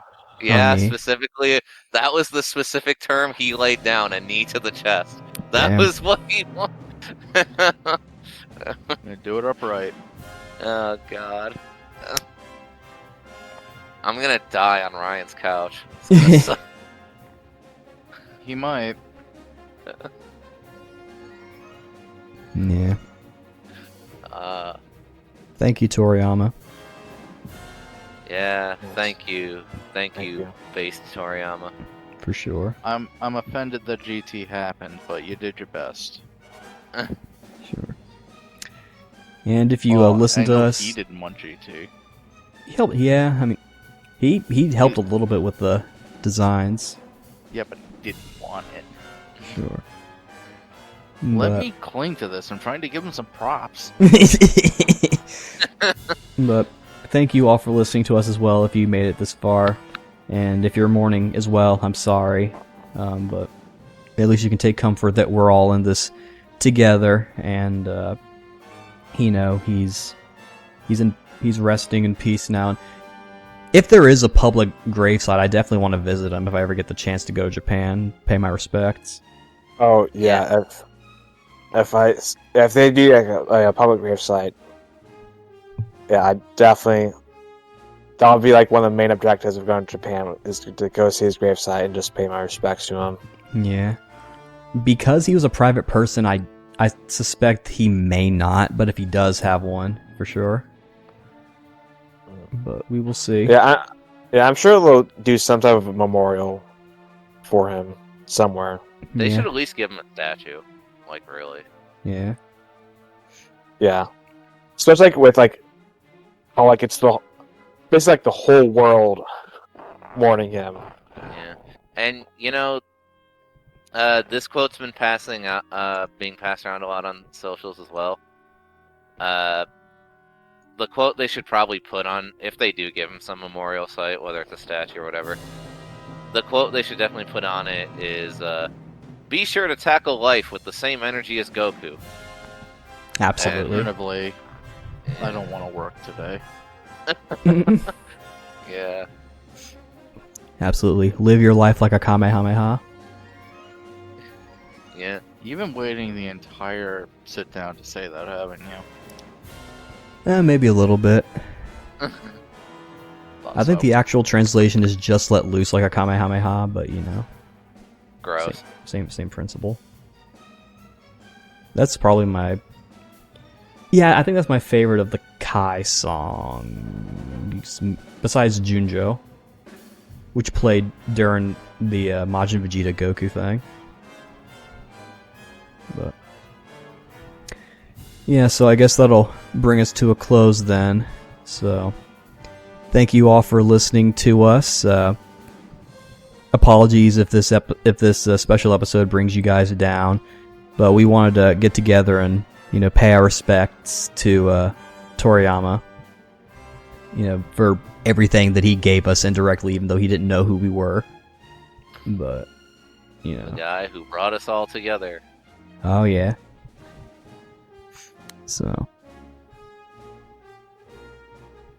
So yeah. Thank you all for listening, and we'll see you guys next time. Bye-bye. Hey there, everyone. Dream Sword post recording here. I just real quick wanted to say that the music you've been hearing this whole time is of my 3 favorite Dragon Quest games, those being 3, 6, and 9. More specifically, their Symphonic Suite Arranged editions. I know that the mood of some songs is not exactly the best synced, but I really did just want to show off those 3 soundtracks because I really love those 3 games. And, what with how we noted Dragon Quest's main composer is gone, as well as Toriyama, their head artist. As well, all these images you've been seeing throughout this video, assuming you've been watching it and not just listening to it because it is a podcast, that's pictures my friends and I took of our various collectibles. So yeah, we love his work that much that we're also willing to buy a bunch of his merch and whatnot, and I definitely wanted to make sure I put my picture of my Dragon Quest stuff in there because we didn't want to just be all Dragon Ball, you know what I mean? And just speaking for me personally, Dragon Quest 3, or Dragon Warrior 3 as it used to be called, that was the game that I would always just kind of pick up and play whenever I was bored as a kid. Like, for a lot of other kids, that was like Pokemon or Yu-Gi-Oh! Or whatever. No, for me, it was Dragon Warrior 3. I would just pick it up, play it for like maybe an hour, put it down, whatever, whenever I didn't have nothing better to do. So, yeah. And, just, I wanted to end this all again by saying thank you, Akira Toriyama, for all the wonderful work that you've done. Not just Dragon Ball, whether it be Dragon Quest, Blue Dragon, Sandland, etc. And we will forever remember your legacy.